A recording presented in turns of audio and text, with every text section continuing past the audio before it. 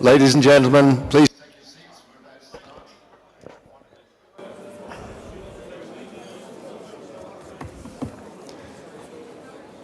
Good morning, everybody. Dobro jutro svima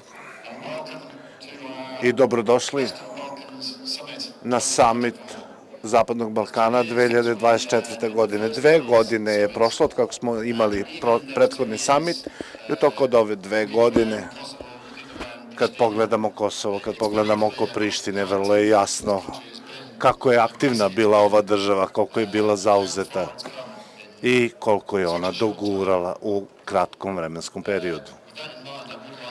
Sa tim na umu hoću da punim moje čestitke svima ovde, svima prisutnima, da vam isto tako čestitam i Dan nezavisnosti sutra. Znam da će to da bude jedna zabava. Danas ćemo da idemo da vidimo kakav je pejzaž ekonomski i politički na Kosovu i u Zapadnom Balkanu.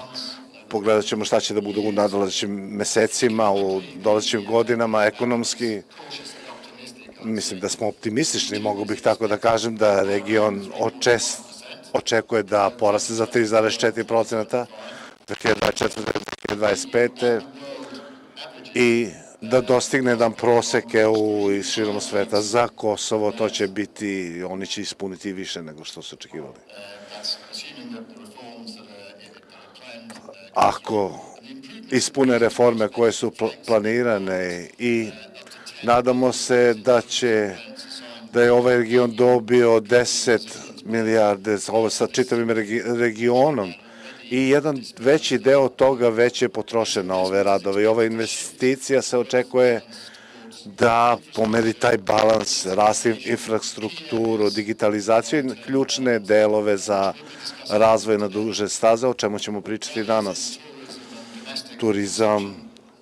Driving growth, and without question, there's a lot of building work going on. The Economist used to run something in London called the Cranes Index, where an Economist editor would look out of the window of the tower where the Economist was based and count the number of cranes they could see on the horizon. And as that number of cranes went up and down, they would judge how active and how busy the UK economy was. Well, looking out of the hotel window today, the Kosovo Crane Index, I would suggest, is at an all-time high. And that's got to be good news for the future. However, there are clouds on the horizon.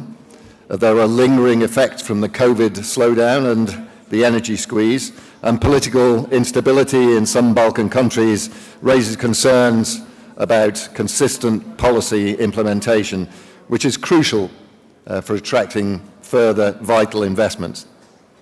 Politically, the picture is more nuanced. EU accession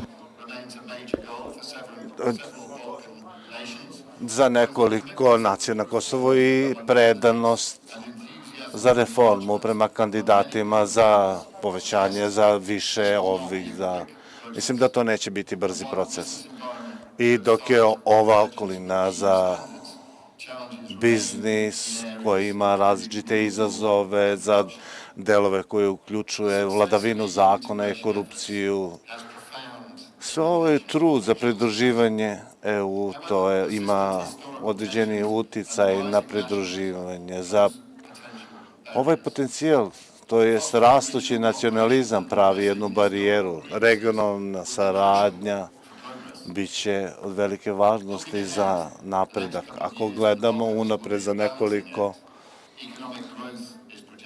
godina, kako je projektovan ekonomski glas, progres i kakva je uopšte kompleksnost integracije u EU, biće ključna za ovaj region i za put u budućnost, za unutrašnje izazove i za negovanje regionalne kooperacije. Saradnja na Zapadnom Balkanu imaće prosperitetnu budućnost. Normalno, mi ćemo istraživati glavne izazove u ovom regionu i bit će asistirano od govornika, uključujući predstavnike, političke akademike i with an eminent sa eminentnom grupom ljudi koja će zvanično otvoriti ovu konferenciju i prvi među njima biće privilegovan. Mislim da imam privilegiju da pozovem nazad premijera Kosova, gospodina Aljbina Kurtija. Gospodine Aljbine, molim vas, pridružite nam se.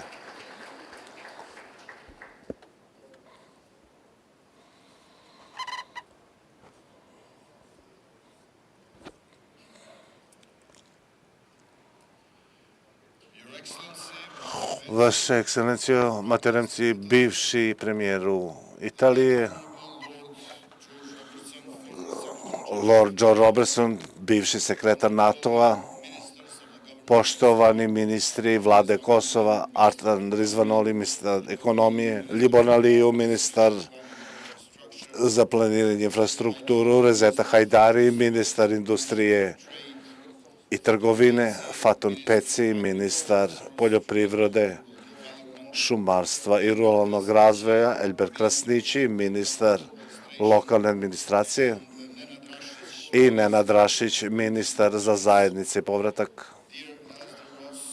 Dragi gospodine Ross, koji je na čelu koji predsedava ovom konferencijom, draga Nektarija Pasarivakis, predsednik i glavni izvršni direktor za događaje u Istočnoj Evropi, vaša ekscelencijo, Jorn Rode iz Nemačke, Risto Guđev iz Bugarske, gospodin Barišić iz Hrvatske, iz Slovenije, Heleni Vakali, koji je na čelu kancelarije, Grčke kancelarije na Kosovu, dragi članovi parlamenta, ministri u vladi i zamenici ministra, dragi predstavnici i direktori različitih institucija na Kosovu i internacionalne i lokalnih finansijskih institucija, draga zajednica, biznis zajednica, dragi gospodo, dragi učesnici, imamo privilegiju da stojim ovde ispred vas pred dan Kosova, a to je 12. jun iz 1999. godine. Ova prilika nije samo proslava naše prošlosti, nego i svetionik koji nas vodi u budućnost. Zapadni Balkan sa svojom bogatom istorijom uvek je inspirisao da bude na čelu progresa i danas smo mi ovde da diskutujemo kako naš region može da ima doprinos za koheziju i bezbednost Evrope. Zapadni Balkan je regiona koji ima veliki potencijal. Naša različita kultura, otporno stanovništvo i aspiracije pruži jednu dobru bazu za bezbednost i koheziju Evrope. Bez obzira na naše razlike, mi smo ujedinjeni za demokratiju, za napredak, za prosperitet i verujemo da kroz šta možemo da pružimo, kakvu perspektivu za Evropu. Kosovo ima dobar napor za jačanje bezbednosti Evrope. Naša zemlja je na čelu ekonomskog razvoja od 2023. godine do 2025. godine, kao što je izveštaj Svetske banke, gde ima čelnu poziciju u Zapadnom Balkanu, u regionu Zapadnog Balkana i druga je u svetu u vladavini zakona prema svetskom programu i održava jednu dobru poziciju u građanskim slobodama. Prvi smo na Balkanu, prvi u Evropi i drugi u svetu. Kosovo nema jednog, kako je prepoznato od ovog instituta, ona stoji jedina što se tiče vladavine zakona. Mi smo napravili institucije koje čuvaju slobode naših građana i omogućuju političku inkluzivnost. Naše partnerstvo sa internacionalnim saveznicima, pre svega NATO-a i Evropskoj zajednici, bilo je od velike važnosti za održavanje mira u našem regionu. Naša vizija za Kosovo je jedna je regionalna bezbednost i prosperitet, ekonomski razvoj je u srcu ove vizije.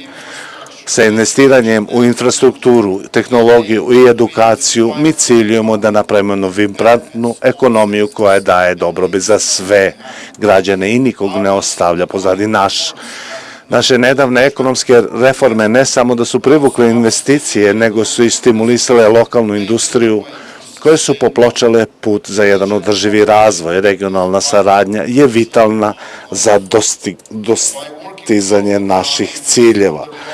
Radeći zajedno sa našim susedima pod pokroviteljstvom EU mi delimo jednake šanse. Zajedništvo i saradnja je ključ za prosperitet Zapadnog Balkana. Jedan od naših najvećih izazova je da pređemo na istorijske razlike koje su podelile naš region već duže vreme. Ja nadam se da će ljudi u Zapadnom Balkanu da demonstriraju izuzetan kapacitet za pomirenje i dijalog.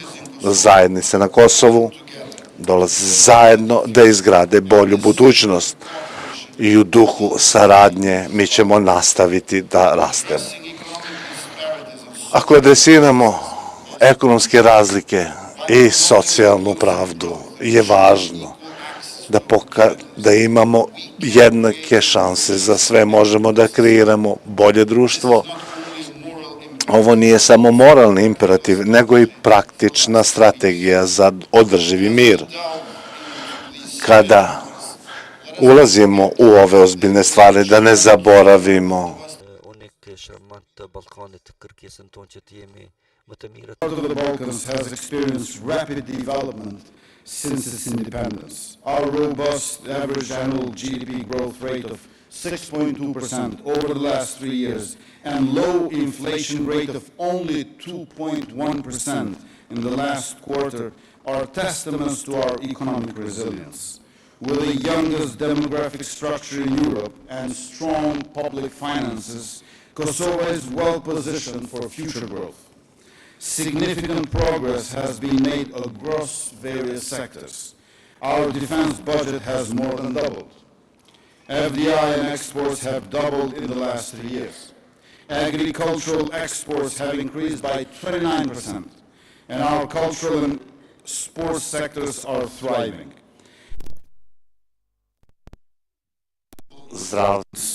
With new essential medicines and scholarships for students in science, technology, engineering, and maths.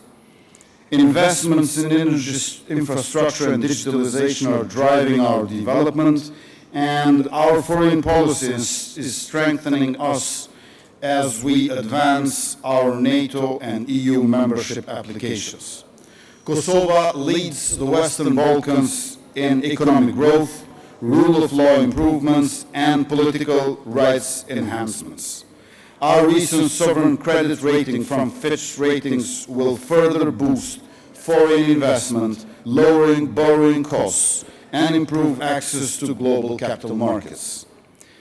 Our government is actively planning over 50 significant infrastructure projects requiring more than 7 billion euros in investments.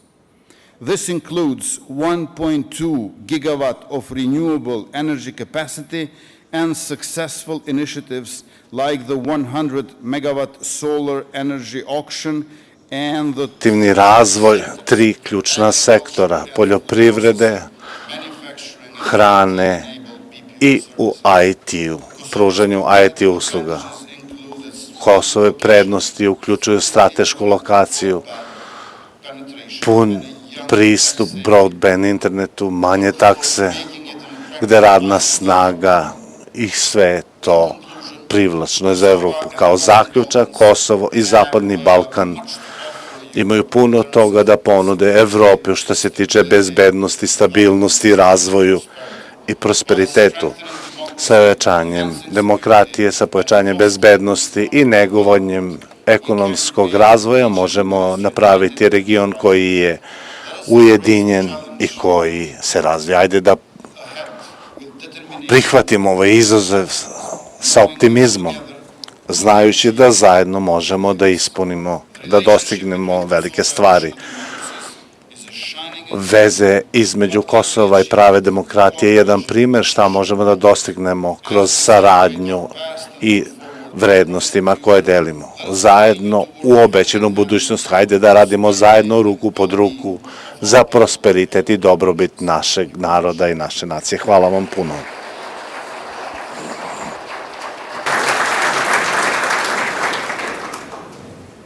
Thank you very much. So let's invite up our next speaker, who is the former Prime Minister of Italy, Matteo Renzi. Mr. Renzi, please join us.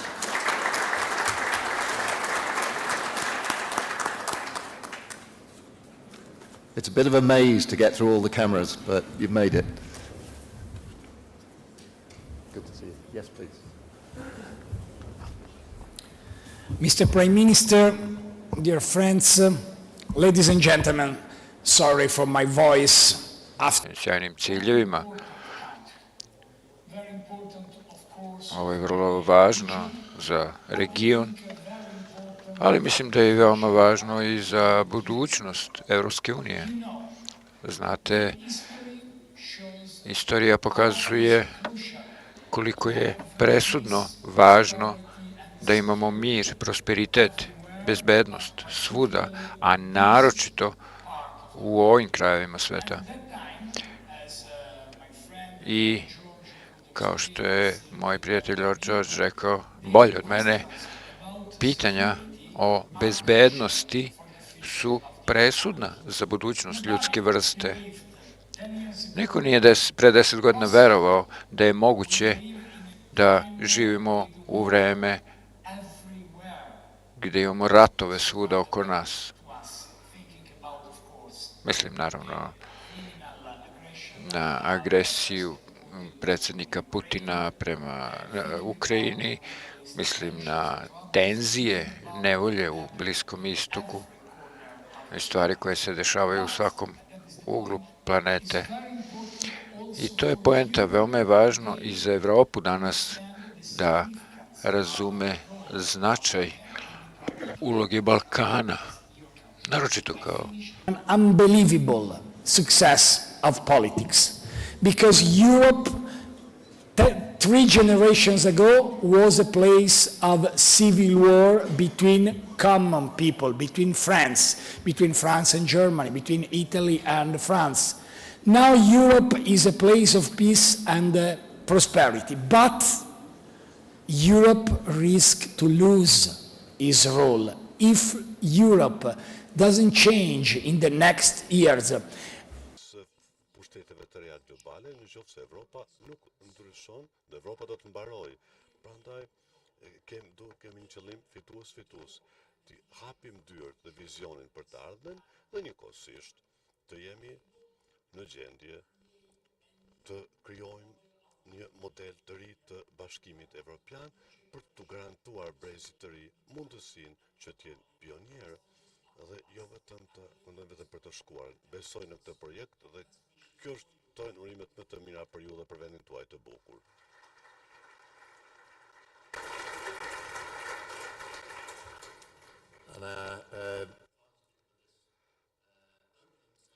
Me të sesion hapëzëshoj të Lordin George Robertson ka vendim, ishte sekretari përgjithshëm i NATO-s.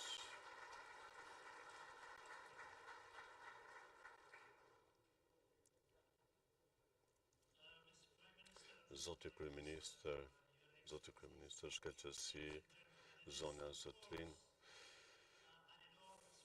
është kënaqësi jashtëzakonisht e madhe të jem këtu sot në Prishtinë në vigjilje të përvjetorit të madh që do të jetë nesër dhe të dëgjoj kryeministrin për të foli për arritjet që mendoj se pra 25 vjetësh do të ishin për të gjithë ne që ta shqyrtonim.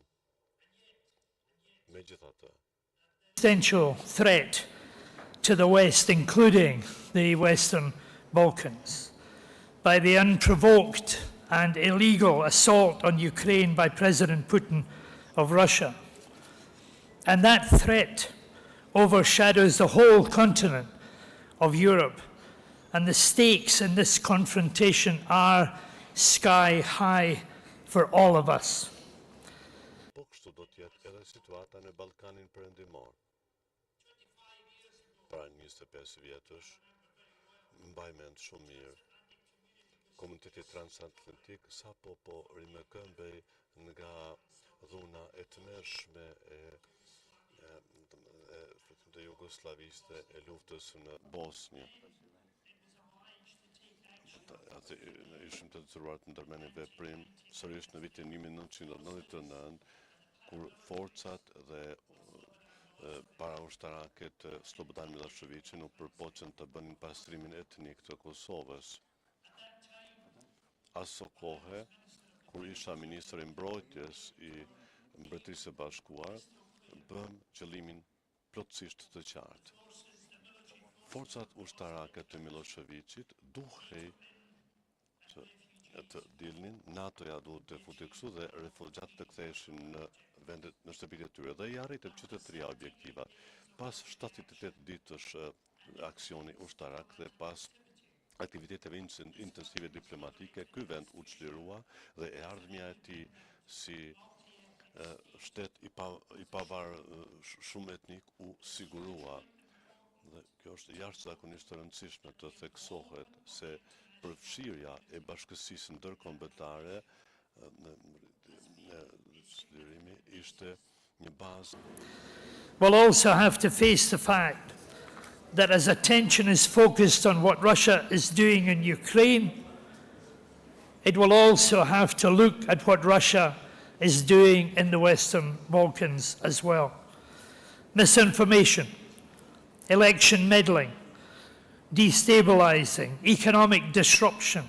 These Ubistva, sabotaže, uplitanje u izbore, organizovanje kriminalnih bandi, sve ovo će da usredsredi pažnju ministara u Vašingtonu.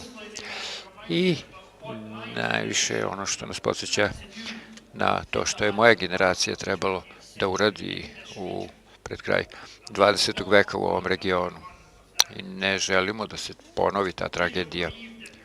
Ne verujemo da nakon uspešne intervencije u regionu koja je pružila suštinsku bezbednost za sigurnu ekonomsku budućnost, ali je ostavila ostatak priče ljudima iz regiona, samima. Budućnost ovog regiona je u rukama samih ljudi odavde i onih koje oni izaberu da ih predstavljaju. Toliko mnogo ima šta je privlačno i u ovom regionu. Upornost, hrabrost, ljudi su bili na ispitu i dokazali su se. Ne košta mnogo radna snaga, a vrlo je sposobna i talentovan. Region je u srcu tržišta od 20 miliona ljudi. Postoji budućnost obećavajuća za ovaj region. I ovaj region treba da se diversifikuje, kao što je premijer pomenuo, informatičke tehnologije, obnovljivu energiju. in education and to listen to the business community which is already here and those that it wants to attract from outside as well. Collaboration on labour mobility is crucially important. Borders are out of date. Just look at what the single market did for the European Union itself. And the stability of national institutions is crucial. The rule of law. Kraju svoje posete mogu li da kažem novinarima, možete li da zamislite koliko bi prosperitetan Balkan bio danas da mi političari, da smo imali isti stepen međuetničke saradnje.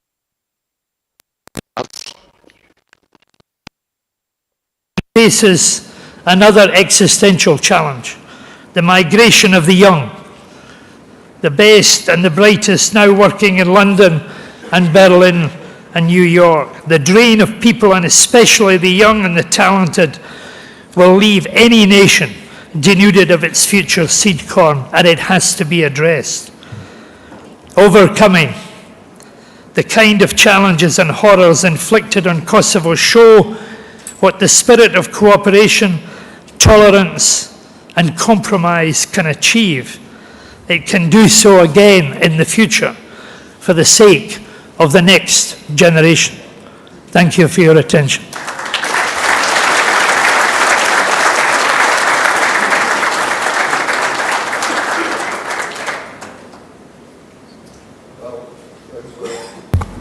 Those were three excellent speeches. We ranged a long way. We talked about an awful lot of things. We've got about 15 minutes for some questions, so let's try and keep the answers short, and then I've got half a chance of getting through about a quarter of the questions that I've got written down here. I want to start with you, Prime Minister, before we sort of range more broadly across the region and the world. I want to come to something very specifically Kosovan, but that connects into everything else. There's simmering disquiet in the northern majority Serb areas of your country. You've rejected European proposals for a Serb municipal association. Democratic Republic with modern, advanced minority rights.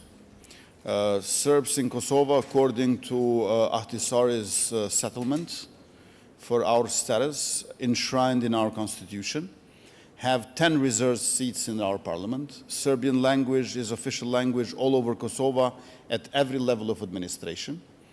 10 out of 38 municipalities are with Serb majority. And 17% of overall local assembly members all over municipalities of our republic are Serbs. We cooperate well. I have Minister Nenad Rašić for Communities and Return. I have 3 deputy ministers in my government. And we want integration of Serbs. Yes, Albanians are almost 93% of the population, but we have 4% Serbs, and we have other minorities that we want to respect, namely Bosniak, Turks, then Ashkali, Roma, and Egyptian, and Gorani, and a bit of Montenegrins and Croats. So we want to cooperate well with all, and we want to create a citizens-based democratic republic, not ethnically divided. I don't think there is an ethnic division in Kosovo. There is language barrier. In order to bridge this language barrier, in Balkans Department of Philological Faculty of Pristina's University, we are increasing capacities so people can learn more Bosniak, Croat, and Serbian languages. We need youth to cooperate. We need business women and men to cooperate. We need more investment in the economy. And I think that with European and Euro-Atlantic orientation, integration is guaranteed. The problems we have are not with Serbs at all. The problems we have are with Belgrade, which did not distance itself neither from Milosevic of the past or from Putin in the present. So this is the problem we have, is with our northern neighbor, again, not as people, but as government, as regime, and not at all with Serbs in Kosovo, who in the northern municipalities are being integrated. We have 3 women deputy mayors with whom we work closely in the 4 northern municipalities, and we are legalizing driver's licenses. We've done already with car plates.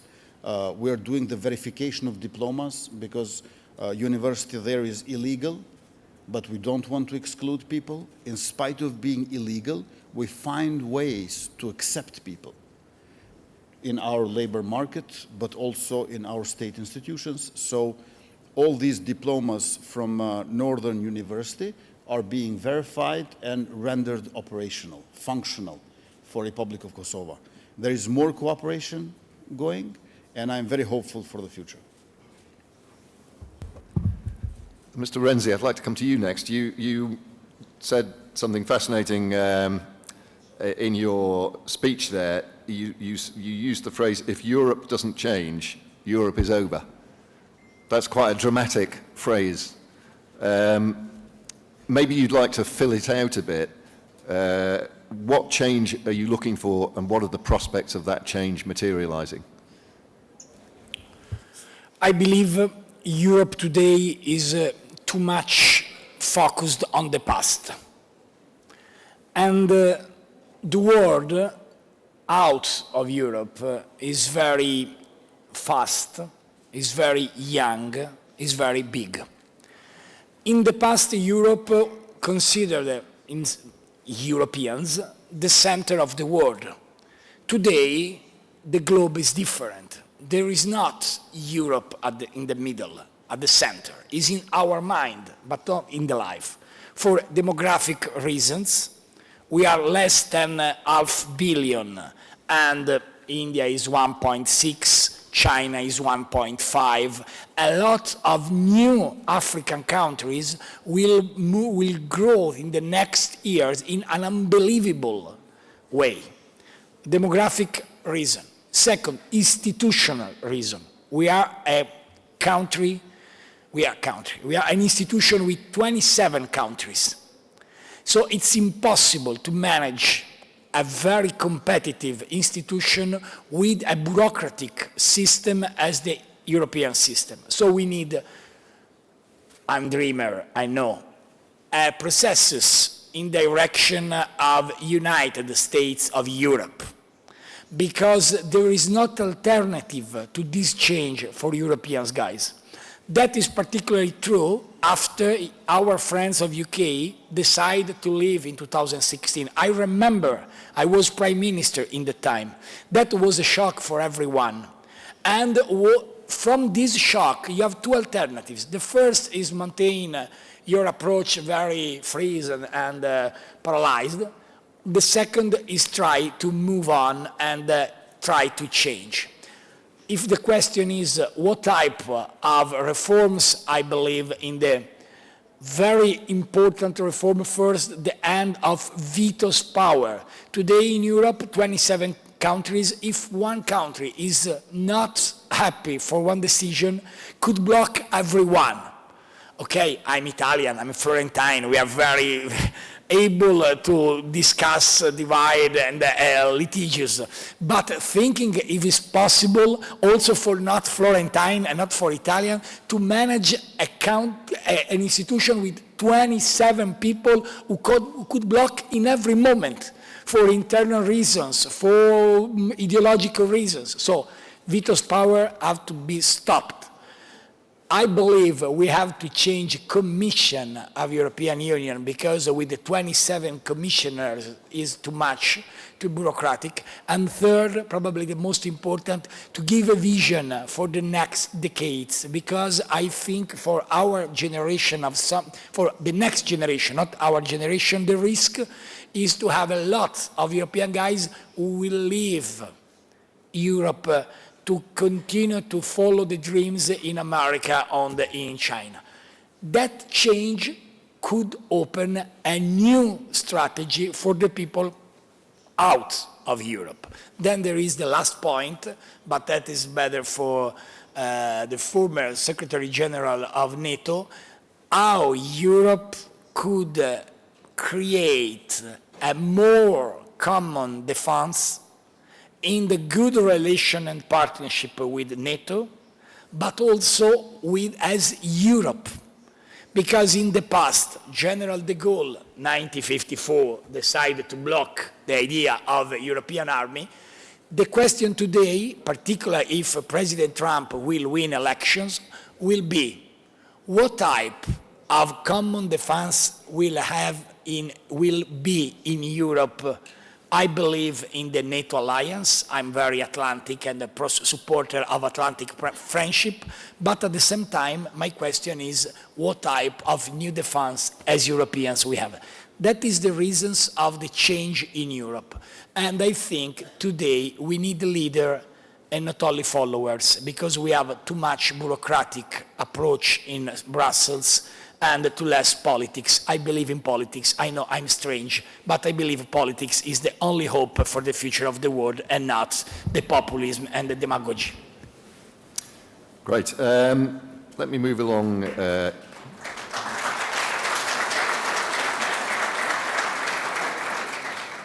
let me move along to you, Lord Robertson. I mean, all of these questions are questions that all three of you would have views on and could answer, but I want to start with this one with you. Vladimir Putin is engaging in grey zone warfare across the board against NATO, against Europe, and very noticeably in this region. How effective is that? I mean, it can run from fairly negligible things to some very, very serious threats. How effective is it, and what's the best way of countering it, do you think? I think it's a real live danger. I don't personally believe that there is a prospect of Russian tanks crossing the borders of Estonia or Poland. I think that I'm the first person in NATO's history to invoke Article 5, the self-defense clause, and I may be the only person ever to do it.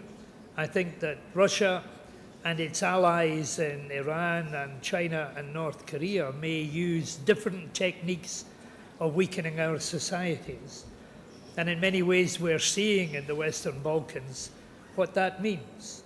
And cyber warfare, election interference, organized crime, all of these things are now going on.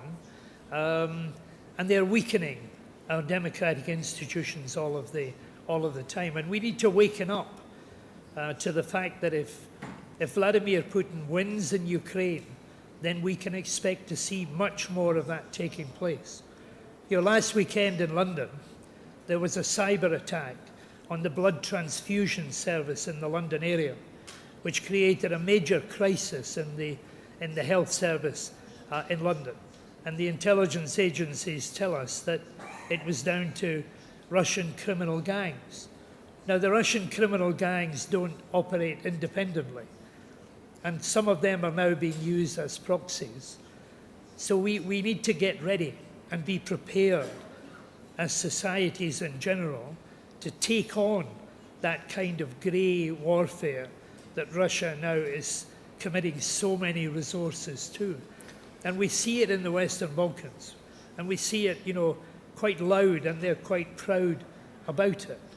But, we need to be conscious that the danger from Russia and its allies is not just military. It involves something much deeper and much more sinister, and in many ways much more effective. Yeah, and presumably you'd agree, that doesn't sound like a question, does it? But presumably you'd agree that to a great extent these are domestic affairs as well as international. So, where Putin has his allies within our societies, this is an issue that needs to be addressed as well at the national level. We need to be very resilient as individual countries, and we need to be conscious about what they're doing and how they're doing it, and we need to call them out.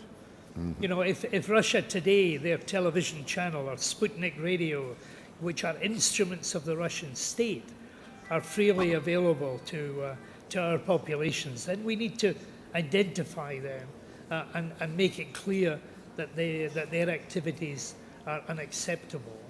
That is the only way in which we will maintain our democratic systems and the freedom of our institutions. The Ukrainians are fighting for Western values, for the values that we take for granted, and we should not take them too easily for granted. Okay, I'm very aware of the time, but I want to finish with one very quick question for you, Prime Minister, and a very quick answer. It's been mentioned, and it's extremely noticeable when you walk around Pristina that you have the benefit of a very youthful population, but you have a brain drain as well. You have a lot of your young people are going abroad. That can be an advantage because at some point they may come back and bring with them skills that they've learned outside the country. But how important is it for you as an administration to stem that tide of young people, and what are you doing about it? Briefly, please. First, we're trying to link labor market with professional education.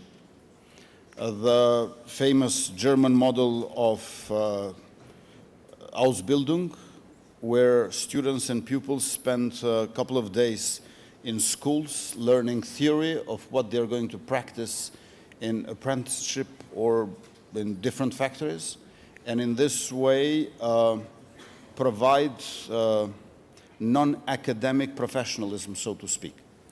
Second thing is that we're growing our own economy, so the average salary in private sector is increasing and people don't have to leave. Those who go to study in Sorbonne or Heidelberg, we wish them luck and we want to support them and have one day replace previous brain drain with brain gain by having them return home. I'm very optimistic that more people from diaspora will continue to come back, opening a branch of their business or doing a sabbatical year in Kosovo, or as they retire, coming back. Miscalculation of Milosevic 25 years ago was that once they're going to expel over 1 million Albanians from their homes, vast majority of them from our country, they will never come back. But 90% of them in 2 months all came back, even though 120,000 houses have been burned down or destroyed. So we have large diaspora which is homesick. 27 direct flights Pristina, Switzerland in summer months of July and August. So sometimes I suspect that they left in order to come back, so they could come back. And I'm very hopeful for this. But if I may, just a couple of sentences on EU. I really believe that EU should strengthen and deepen its unity against Russian invasion of Ukraine and against Russian fascism. Our grandmothers and grandfathers had different types of fascism in their lives. Young generation of today, they have to face in our continent Russian fascism. And EU should strengthen its unity and deepen it against Russian fascism. This is crucial for the European Union. And there is this triple challenge that we have to solve: social inequality, climate change, and security threats.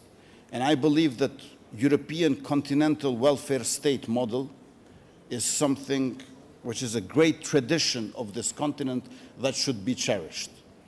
So Europe has such a richness in culture, tradition, history of ideas, and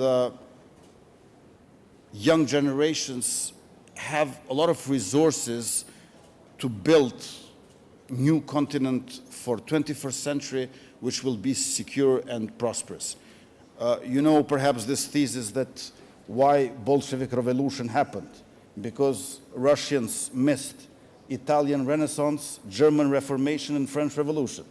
So there is so much richness in Europe that has to be resurrected, so to speak, and in this way to throw away the current pessimism and skepticism that prevails and plays in the hands of right-wing extremist parties. Excellent. Well, I got through about 5% of my questions, so I'm fairly pleased with that. But we have run out of time, so please join me in giving profound thanks to three superb speakers. Thank you very much.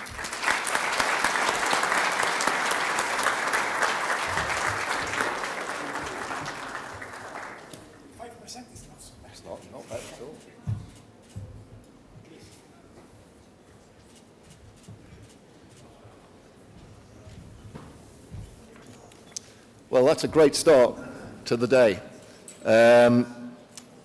Those themes that have come up in that discussion that we just had are going to be floating around in the air, I'm sure, all day. But for the rest of the day, we're going to focus in a bit more tightly on some of the key areas of industry and development here in Kosovo and in the Western Balkans that are key to how things are going to turn out over the coming few years. And with that in mind, we're going to take I'm going to invite up now to the stage another eminent, very knowledgeable speaker, Jeffrey Hovenier, who is the US ambassador to the Republic of Kosovo, to come and give us a US perspective.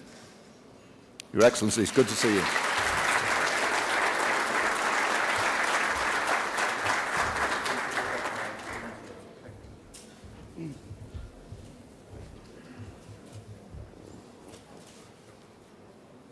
Good morning. As a proud Dutch American, lots of people think it is a French name. It is Hovenier, but that's okay. Thank you. Prime Minister Kurti, former Prime Minister Renzi, former NATO Secretary General Robertson, distinguished guests, colleagues, panelists here today, I'm pleased to be able to join you for a few short minutes to share some thoughts on the U.S. perspective regarding this summit's theme, Unleashing the Potential of the Western Balkans. And I'll start by noting that while I'm just the U.S. ambassador to one of the countries of the Western Balkans, to Kosovo, the United States very much sees Kosovo as part of this cohesive Western Balkan region. And our policy priorities we advance here at the U.S. Embassy in Kosovo fit into a broader U.S. government vision that I think we share with our partners, particularly from the EU, for the Western Balkans and for Europe.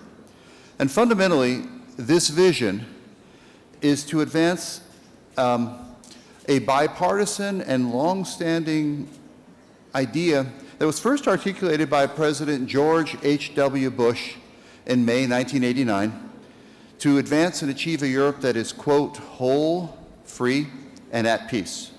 And if you'll indulge me, and I think former President Bush would agree with me, we should probably add prosperous to that list. So today I'd like to share a little bit about our regional perspective, and then I want to talk about what the United States government is doing here in Kosovo to advance that perspective. Our top priority for the Western Balkans is grounded in our efforts to support European integration. We believe it is right and proper, and we want to support the European institutions to anchor the countries of the Western Balkans fully into European structures. The region's future is within the EU and as part of the transatlantic community, particularly NATO, for those who wish to belong. We are gratified to see a number of countries in the region taking steps, difficult steps, towards EU accession. We believe that every country that enters the EU is more stable, more democratic, more prosperous. They're better neighbors. And economic integration into the common regional market creates substantially greater opportunities for businesses and workers, this idea of greater prosperity. The reforms necessary to enter the European Union, to accede, makes the region, as you all know better than I, more attractive to foreign investors. As one example, access to the single European payment area, an EU payment initiative that simplifies bank transfers in euros, can reduce the cost of transfers by as much of 7%. This reduces the cost of borrowing, which allows businesses to expand. And there's lots of other examples that show the benefits of regional cooperation. And that's why the United States thinks it's critical to support initiatives that bring the Western Balkan countries together to reduce barriers to cooperation, increase the free flow of people, goods, services, and capital. And while I'm here to share a U.S. perspective, and you're hearing me talk a lot about the European Union, I hope you make note of that point, because the U.S. perspective is violently in agreement with the European Union perspective on how best to support and integrate these countries. We're particularly enthused to see the EU now direct so much support and incentive to this region through its recently announced Western Balkans Growth Plan. We support the growth plan. We're committed to partnering with the countries of the Western Balkans to support them as they seek to unlock the financial incentives the growth plan provides. This is a pivotal moment for the Western Balkans, and the growth plan offers an extraordinarily generous opportunity for reform, but also support. Regional stability, security, prosperity require integration. Now, I've been talking in economic terms, and a number of you are probably thinking, that is all true, but what do you do when there's a lack of political will for integration or political impediments to integration? I would say two things. With regard to the growth plan, there's a real beauty to it, because it is, while it is a regional initiative, the incentives are clear. Focus on your country's tasks, do the list of things, the reforms requested by the growth plan for you, and don't wait for other countries to do something first. It's up to each country to do the work so that its citizens can benefit. In exchange for these reforms, you get direct financial support from the European Union and the promise of joining the common market together. One last point, because I'm looking at the clock and I have about a minute left. There is a political overlay to all of this, and it would be irresponsible not to make note of it. We do have to engage, I think, individually and collectively with the countries of the region on these political challenges. And in particular with regard to Kosovo, since that's where I work and live, there is a challenge associated with repositioning the relationship with Serbia and the need to see progress in the EU-facilitated dialogue together with Serbia to advance this shared agenda. But one point I want to make clear, while a series of U.S. officials, including myself, have spent an awful lot of time talking about the need for full and complete implementation by both Kosovo and Serbia of the obligations they've entered into under the EU-facilitated process, let there be no mistake, the ultimate outcome of this process has to be mutual recognition between the two countries.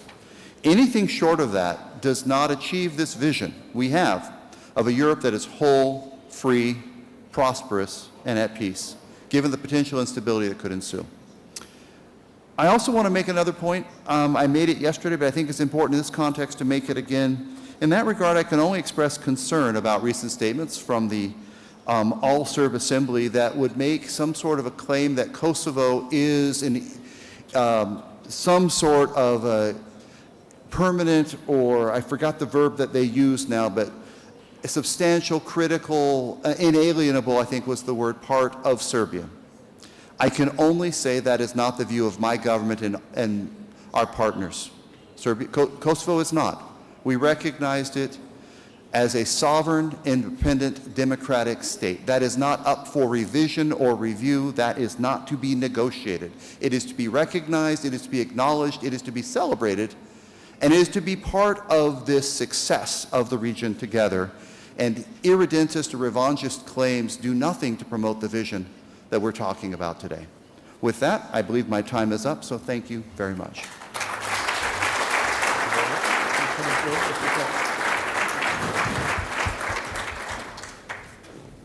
Okay, so thank you very much. Your Excellency, it was great to hear your words there. We are going to take a break now for coffee. I'm sure you'll be pleased to hear, about 20 minutes. And after that, we'll be back with our next session. So thank you very much for joining us so far, and we'll see you again in 20 minutes.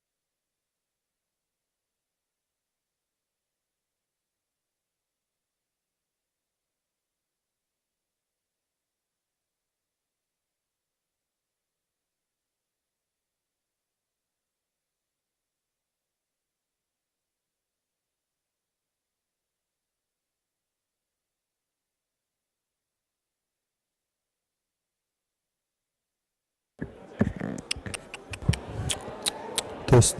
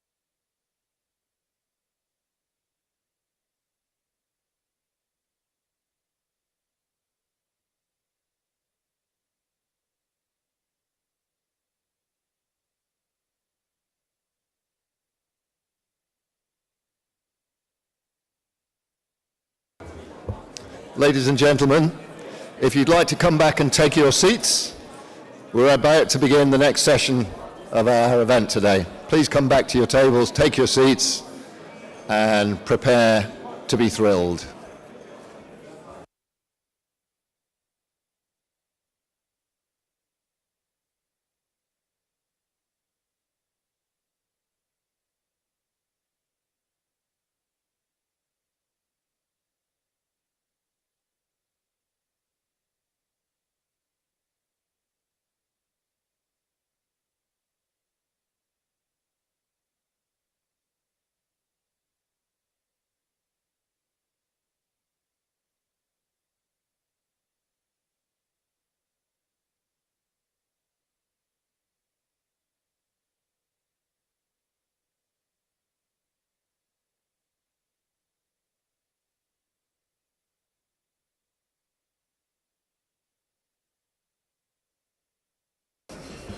Welcome back. We're going to start our next session now, so please take your seats. We're going to stick with the theme. It's going to be the major theme of the day, which is prospects for Kosovo, for the Western Balkans, in the context of Europe and the world over the coming years, and given the quite seismic events we're seeing around us at the moment, not least elections in the European Union, and of course events further north in Ukraine, to the east in the Middle East. There's a lot going on, there's a lot of upheaval.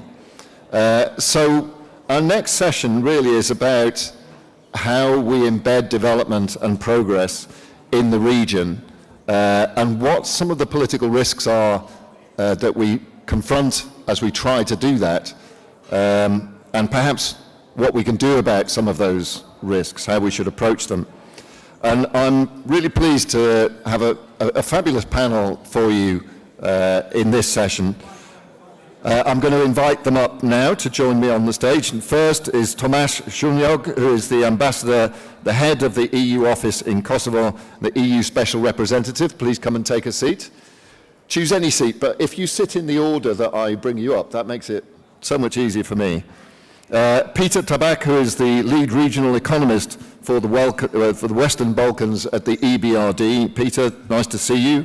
Visa Perani, who is the country officer for Kosovo and North Macedonia at the International Finance Corporation of the World Bank. Visa, nice to see you. Joost Kuhlman, who is the economic advisor and DG at ECOFIN, the European Commission. Joost, you're very welcome. And Domagoj Juricic, who is a political risk management senior consultant. That only tells half the story. He's also a former chief of staff to the president of Croatia. Welcome, gentlemen, all gentlemen on this occasion.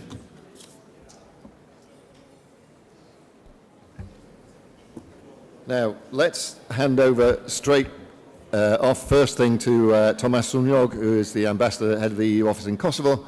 Your introductory words, your thoughts, please. Well, thank you, and really glad to be here and have the opportunity to address such a distinguished conference and audience. I would just decided to focus on the growth plan, which is actually a new instrument of European Union for the Western Balkans. And I would like to introduce this with three comments. One is that actually European Commission published every year the annual report. In the last year, in November 23, this annual report, there was also a very interesting, in this annual report, there was an interesting graph actually showing the level of convergence between the Western Balkans and the European Union. And actually this graph was not really very encouraging, because if you look at the picture, the curve is relatively flat and there is not enough of convergence between the EU level of economic development and the Western Balkans. Just some figures, if you take EU 27 as 100%, the richest country in the region is Montenegro, actually reaching 50% of the EU average. The poorest country of the region is Kosovo, with 27% of EU average. This is obviously not sufficient to withstand the pressure of the single market and to be a full-fledged member of European Union. So that's the reason why the Commission came with the proposal, which was accepted also by the Council and European Parliament, and we have this new growth plan. The second thing I would say is that actually the first time the proposal was made was in October last year. And in last month, in May, we already have the finalized program. So this is actually unique, it's very fast, and it also demonstrates the political will to assist Western Balkans integration into European Union. It's a really incredible speed. People were doubting it can be achieved, also because of the shortened mandate of the European Parliament, but we did it, and we have the growth plan, and I think it's an important achievement. The third point I would like to underline is that the growth plan comes above the current assistance. So we still have EPA, we are continuing to have EPA, and so this is a kind of top-up for our existing assistance, which already is making European Union by far the biggest donor to the region.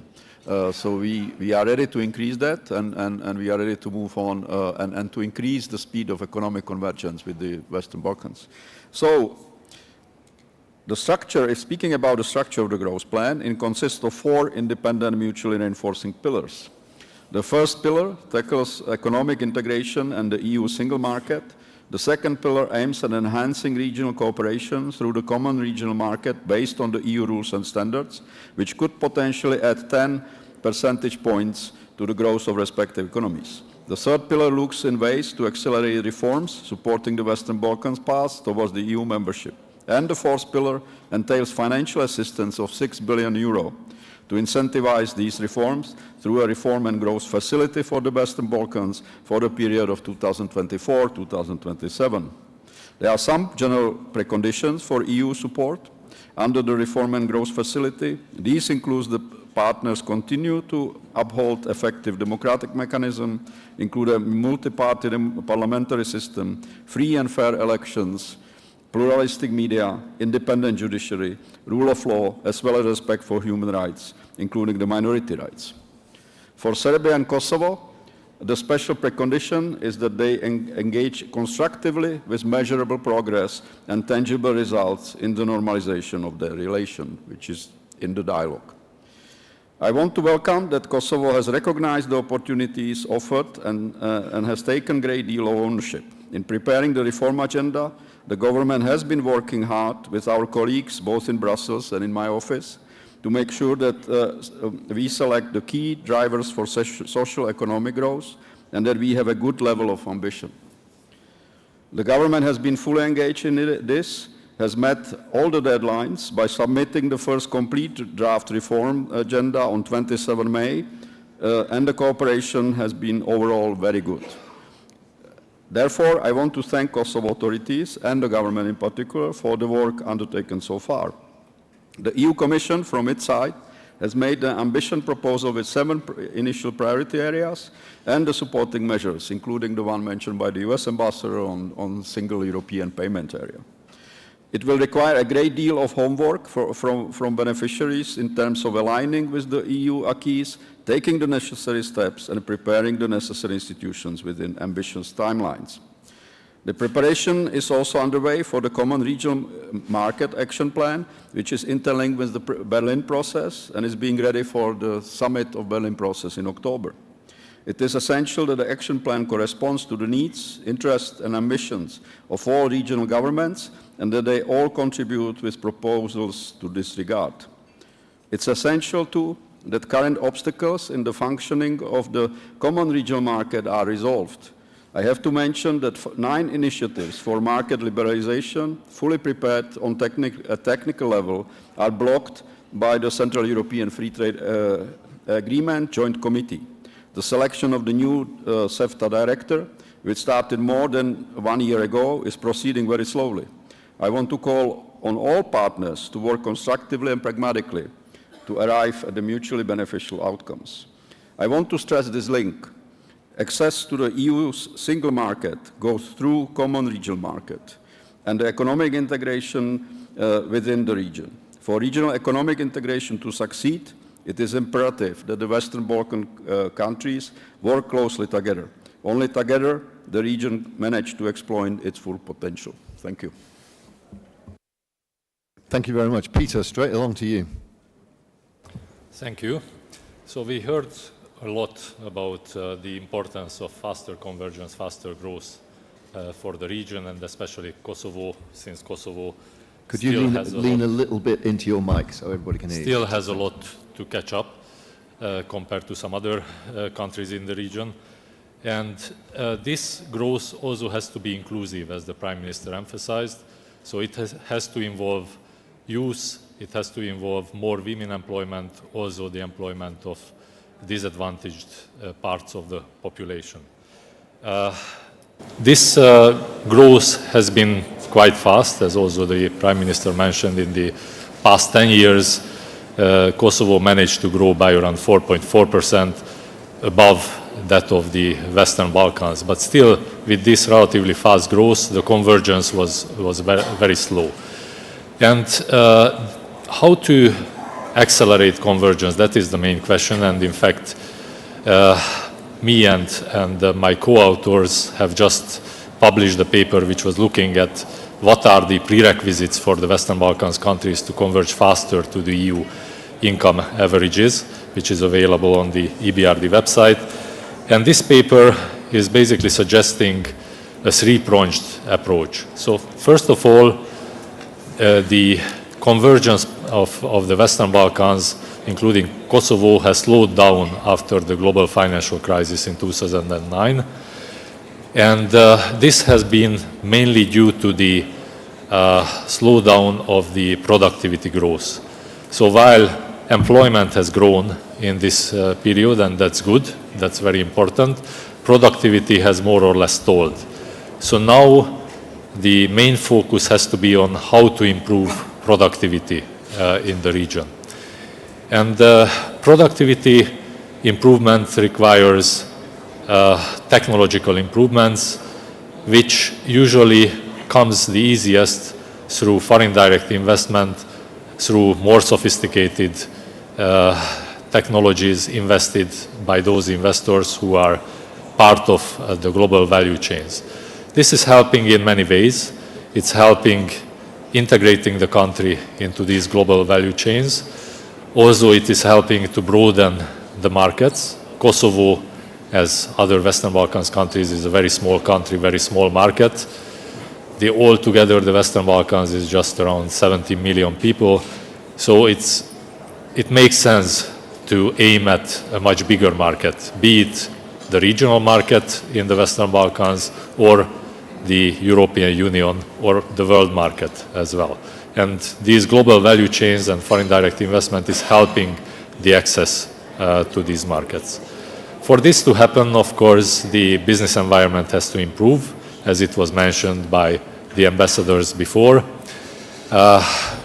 Easier regulations, easier licensing of certain activities would be very important, as well as the faster transfer of goods through the borders, because it's still too difficult to do in the Western Balkans. Another factor which would be important is greening the economy. So we heard from the Prime Minister that there are plans to increase, to start auctions, tenders for renewable investments, but it has to be done much faster. It has to involve the private sector fully, because the private sector is able to flexibly and fast and move fast in this area and offer the most efficient solutions for this, as it was the case in Albania, where these tenders for solar renewable energy investments have already been successful in the past. Last but not least, the governance is very important. So it's important to mention that rule of law and democracy has relatively good ratings in Kosovo. But what needs to be improved further is the state-owned enterprise governance. State-owned enterprises are an important part of the economy in the Western Balkans. They are providing elementary services from telecommunications to energy to private companies. And if these services are not priced properly, if the quality of services is not good enough, then the private sector is suffering from this. So state-owned enterprises have to be governed in a way that they have a transparent operation, they are working efficiently, and they are not influenced by political decisions. So the politics can decide about what type of activities they have to do as public service. They have to agree on public service contracts with them, but the management of these companies has to be similar like for the private companies in order to make them more efficient. If these things are going ahead, of course, together with the improvement in education and health services, then Kosovo has good chances to increase its growth rates and convergence to the EU income average. Thank you. Thank you very much, Peter Tabak. On to Visa Pirani from the IFC at the World Bank. Your thoughts, please. Thank you. Very good to be here and very nice to talk about the topic. Coming from the IFC and more private sector of the World Bank Group, I would like to say that going back to what was said initially by both prime ministers and Lord Robertson, etc., the political stability is crucial for any private sector development. I have met in my years in IFC many potential investors from abroad. We always discuss about financial models, projections, you name it, but we end up usually in discussing politics towards the end of the discussion because we cannot really avoid it. So that's why fundamental for us, for the country, for the region, is political stability. Otherwise, we will not see the FDIs which we badly need in the country for the growth. As mentioned by others, numbers are looking good for Kosovo. We have the best numbers in the region in averages, but for sure the convergence to the EU is pretty far, and also we are like maybe 3 decades away from EU countries in the neighborhood. Never mind the most developed countries in Europe. So that's why for sure 4.4 last 10 years or 6 last couple of years, it's a great number, but definitely we are to take our decades to achieve where our neighboring countries, EU neighboring countries are. That's why we need really to push even much harder into economic development. One way to do is the regional cooperations by all means, because countries in the Balkans, including Kosovo, are in general small. Our firms are rather small, so it would make very basic common sense to cooperate between the countries or between the companies in order to be stronger together and to enter the EU market in more robust ways. Not that we don't have exports. Kosovo or the region doesn't have export to EU, but for sure we can do much more together, I believe, because scale definitely helps. And then when we have this EU integration in mind, which is our end goal for all of us, I believe that the mindset is there. We are ready to cooperate, we are ready to support each other, and we are ready to undertake the reforms that we need to do in order to achieve this joint goal for joining European Union one beautiful day for all of us. Let me give you some clear examples, because I'm coming in from private sector and we want the reforms that we are doing here in the country together with government are really tangible, are practical, and this is what we have been doing as IFC globally, not only in Kosovo, and we are bringing the best experience from all over the world, from more than 100 countries where we operate. And I've said this to many people in the government, to private sector clients, to authorities, that oftentimes I believe countries like Kosovo need more of our experience, our brain, than just money. Money, we can pour money, but if you don't know what to do with it, it's going to be kind of difficult. Money is not a solution to everything. So that's why we try to bring experience to do advisory projects which are definitely in line with the EU rules, EU procedures, EU values, in order to speed up the economic, always focused of course in private sector development. One concrete example which I would like to share with you, it was mentioned by my EBRD colleagues about transportation. It's us living and working in Kosovo, in the region, we know how the borders looks like and how the obstacles we have for the transportation. The procedures in the past were between few hours, in the best case, and then you could last up to a few days. You have to park your trucks, you have to park your goods in the border for days, you have to do everything manually, paperwork, etc.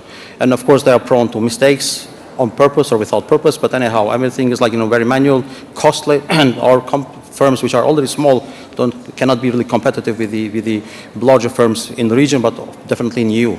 So one of the projects we have been doing together with Ministry of Finance is National Single Window, something which exists in Europe for many years, where we have tried to simplify all the procedures for border passing, for transport, for trade. It's called Trade Facilitation Project, the National Single Window. Now it's being handed over to our colleagues from the World Bank, which will continue the implementation. And one beautiful day, in my eyes, I think in say 2-3 years from now, if everything goes smoothly, of the border passing for trade in our country, in the whole region. Sorry, I should have said this. This is a regional project. It's not only a project for Kosovo. The transportation between the countries should look more or less like in European Union, literally. I mean, for sure, we're going to have the borders. We are not yet there, but I mean, we're going to have a, maybe checking of documents, etc., but not really checking the goods and these kind of things, which we took and cost a lot for the private sector. So this is like something which I'm really proud of. It's being run, and it's a regional project which brings and sends a signal to EU, to Brussels, that we are ready, we are moving along, and we are doing changes, even though we are not in EU, but we are doing changes, and our borders will look in the near future as if they are a EU member. Another thing which is a recent project which has started less than a year ago, again a regional project, has to do with what was said in the past about the greening of economy, about environmental, about sustainable growth, etc. We are talking about FDIs, we're talking about exports to European Union, but we all know that in very few years from now, European Union will start imposing taxes for our exports. So, knowing Kosovo has like 90% of energy produced by coal, this will be a big issue for our exporters. So what IFC has done regionally with a new project, which has, by the way, financed by EU, by WBF, it's about ecological parks, industrial parks. I mean, the desk assessment which was done by my colleagues have found out that there are like around 300 industrial parks in the Western Balkans, 300. All of them built many, many years ago, decades ago. But none of them, literally none of them, fulfills the conditions to be called ecological. So the new project that we are launching now, we have had meetings with the Pristina city, with the central government. They are very interested to work together to build ecological industrial park that fulfills all the criteria. So before we start building anything and get ready for the private sector, we have to take care about waste management, water treatment, energy supply, noise, pollution, etc. And then in this way, we try to combine our efforts, our experience, and local needs to create something which is concrete. And then local firms from Kosovo can operate there, can produce and export to EU without any harms and without any tariffs, which are foreseen to be imposed, but also to bring FDIs. FDIs will not come from Germany to invest in Kosovo if they will be producing with energy produced by coal, because they will have huge taxes. So I just took these two examples as what we can do very practically without nice and big words, but practically to help the private sector development in the country. Thanks. Excellent, thank you very much. Joost Koolman from your economic advisor at the European Commission. Your thoughts, please. Okay. First, thanks for inviting me and giving me the opportunity to share my thoughts on the Western Balkans with this distinguished forum and audience. Now, in considering how to drive stability and development in the Western Balkans in conjunction with the European Union's growth plan, I will focus on the economic and financial aspect. It fits with my background as a macroeconomist and my experience gained at the Commission department I'm working for. I obviously recognize that there are many different other dimensions, political, social, that are equally and potentially more important in driving stability and development, but I think that others are better placed to discuss them. So as an economist, I think of driving stability and development in the Western Balkans, I would naturally start with the importance of macroeconomic stability as an essential foundation for any durable economic development. Macroeconomic stability, in turn, requires disciplined and predictable budgetary policies by the government and disciplined monetary policies by the central bank. The European Commission and the European Central Bank provide regular assessments on macroeconomic, fiscal and financial trends and challenges. This happens as part of the regular economic and financial dialogue of the European Union with the Western Balkan partners, linked to their economic reform programs. In the context of this dialogue, policy recommendations to steer macro-fiscal reforms and thus also ensure macro stability in the partner countries are jointly agreed. This was the last time just done in the middle of May. And when I think of economic development, I would think of an optimal use of the factors of production, such as capital and labor, their further growth over time, and their increasingly more optimal combination leading to higher productivity growth. And here we come essentially to issues such as competition, market integration, and structural reforms. This is where the growth plan for the Western Balkans fits in with its 4 pillars. The first pillar, as the ambassador already said, is about enhancing economic integration with the European Union's single market, with the Western Balkans aligning to single market rules and opening the relevant sectors and areas to all their neighbors at the same time, in line with the common regional market. 7 priority actions are suggested within this first pillar. First, free movement of goods. Second, free movements of services and workers. Third, access to the single European payments area. Fourth, facilitation of road transport. Fifth, integration and decarbonization of energy market. Sixth, the digital single market. And seventh, the integration into the industrial supply chain. The second pillar is about boosting economic integration within the Western Balkans through the common regional market. It is vital to overcome small, fragmented markets, make businesses more competitive, attract investors, and retain workers.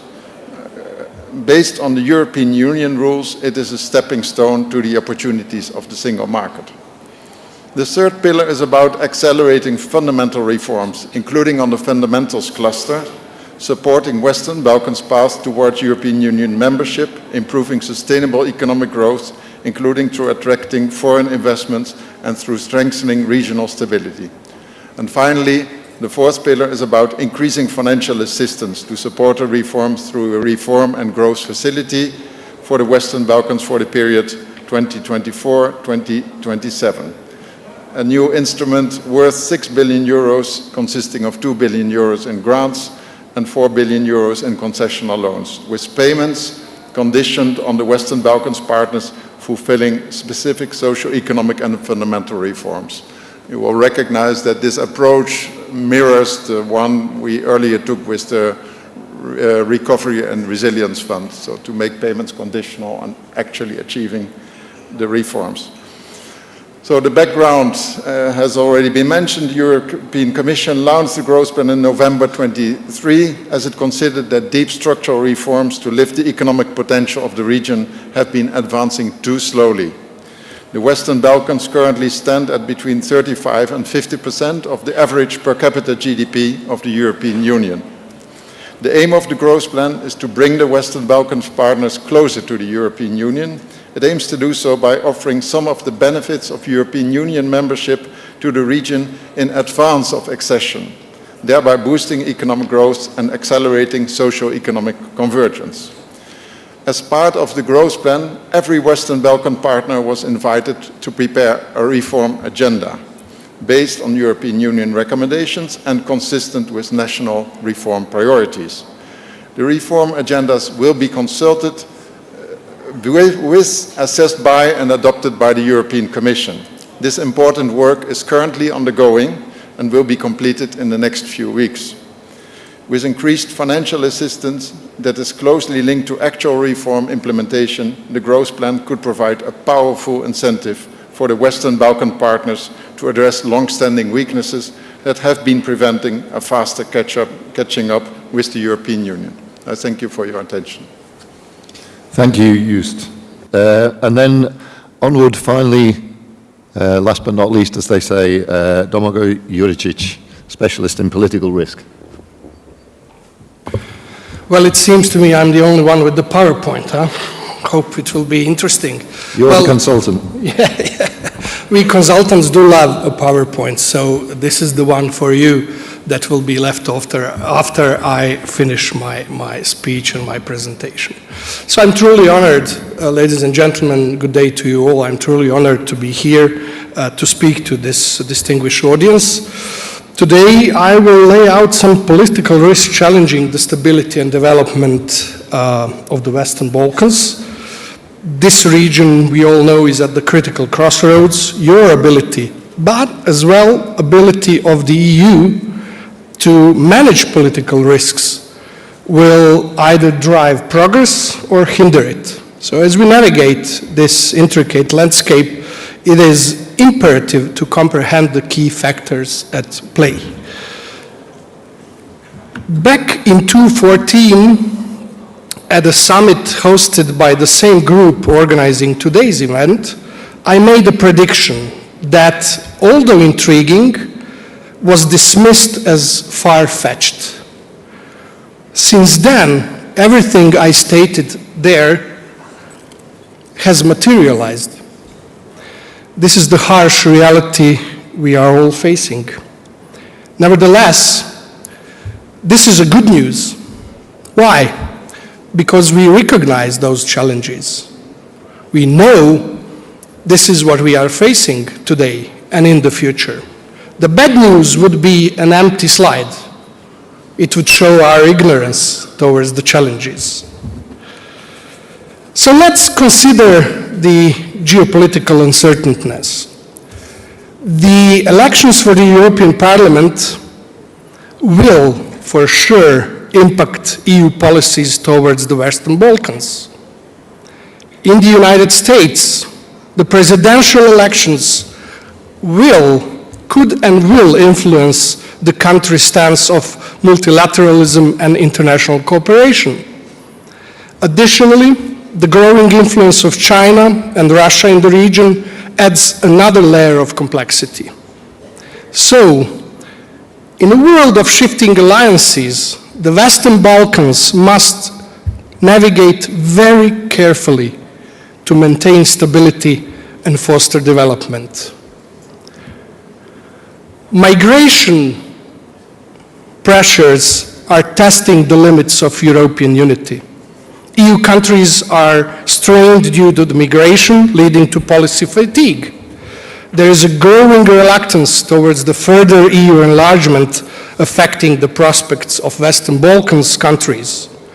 Increasing xenophobia, populism with the EU pose additional threats to regional stability. Migration crises are testing the limits of European unity and could significantly impact the Western Balkans. You will have to take that into account. Domestically, political instability poses significant challenges.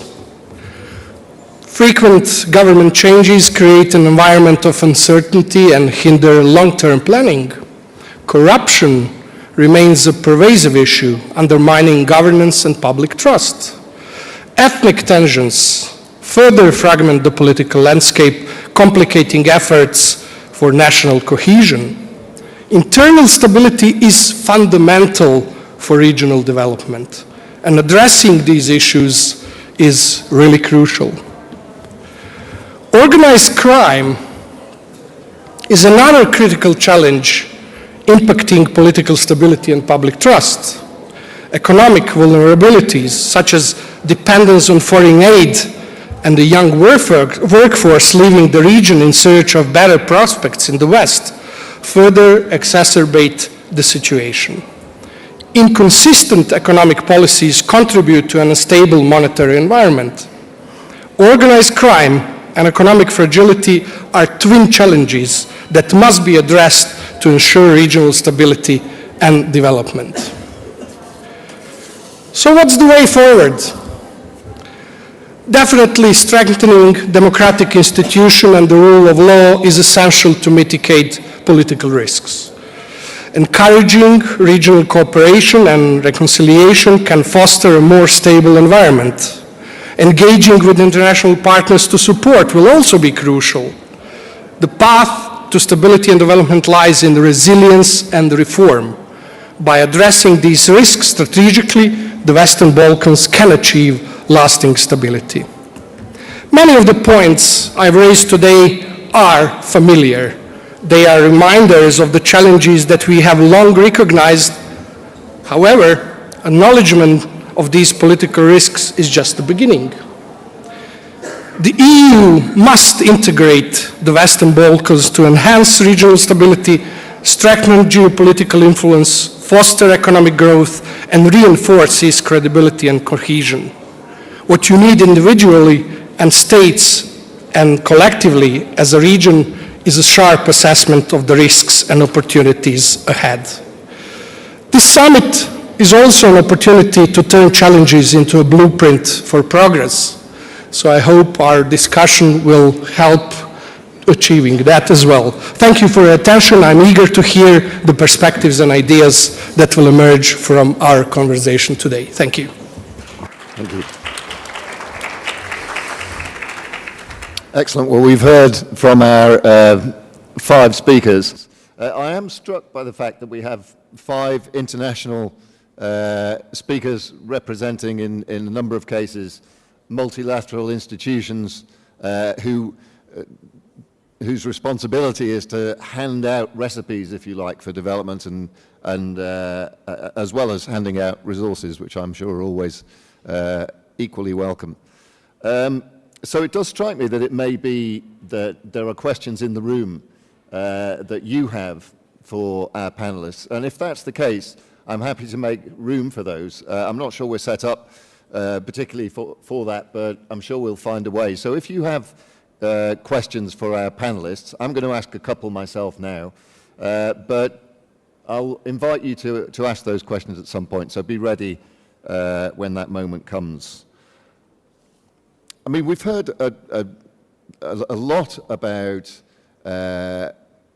what's on offer to the region in terms of support from multilateral institutions, from the region, from the European Union, etc., as well as some of the challenges. I'm interested in the capacity of the region and of Kosovo to absorb all of that advice on the one hand and financial resources on the other. I mean, you know, that touches on, a lot of you have already touched on this, the challenges in terms of convergence on policy here in the region. But I'm interested specifically in looking at that, because it can come across as very technical. You know, you say that we have this plan, we have these resources, we have this proposal, and I'm sure that in the region it can feel very much like an avalanche of opportunity that comes their way.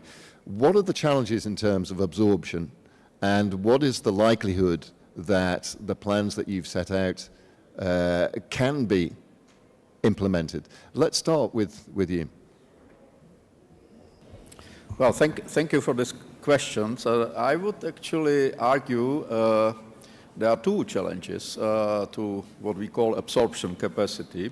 One challenge is that very often, as mentioned, there is this change of government. So very often those new governments basically believe everything which was done by the previous government is wrong and need to kind of redraw the thing. So obviously this is a challenge, and I think that this is also kind of suggesting that there is not enough of political consultation across the political spectrum to actually agree on those kind of national priorities, basically, regardless of who is in the government. But yeah, I mean, this is a challenge in Kosovo. The elections, general elections, are scheduled for either later this year or early next year.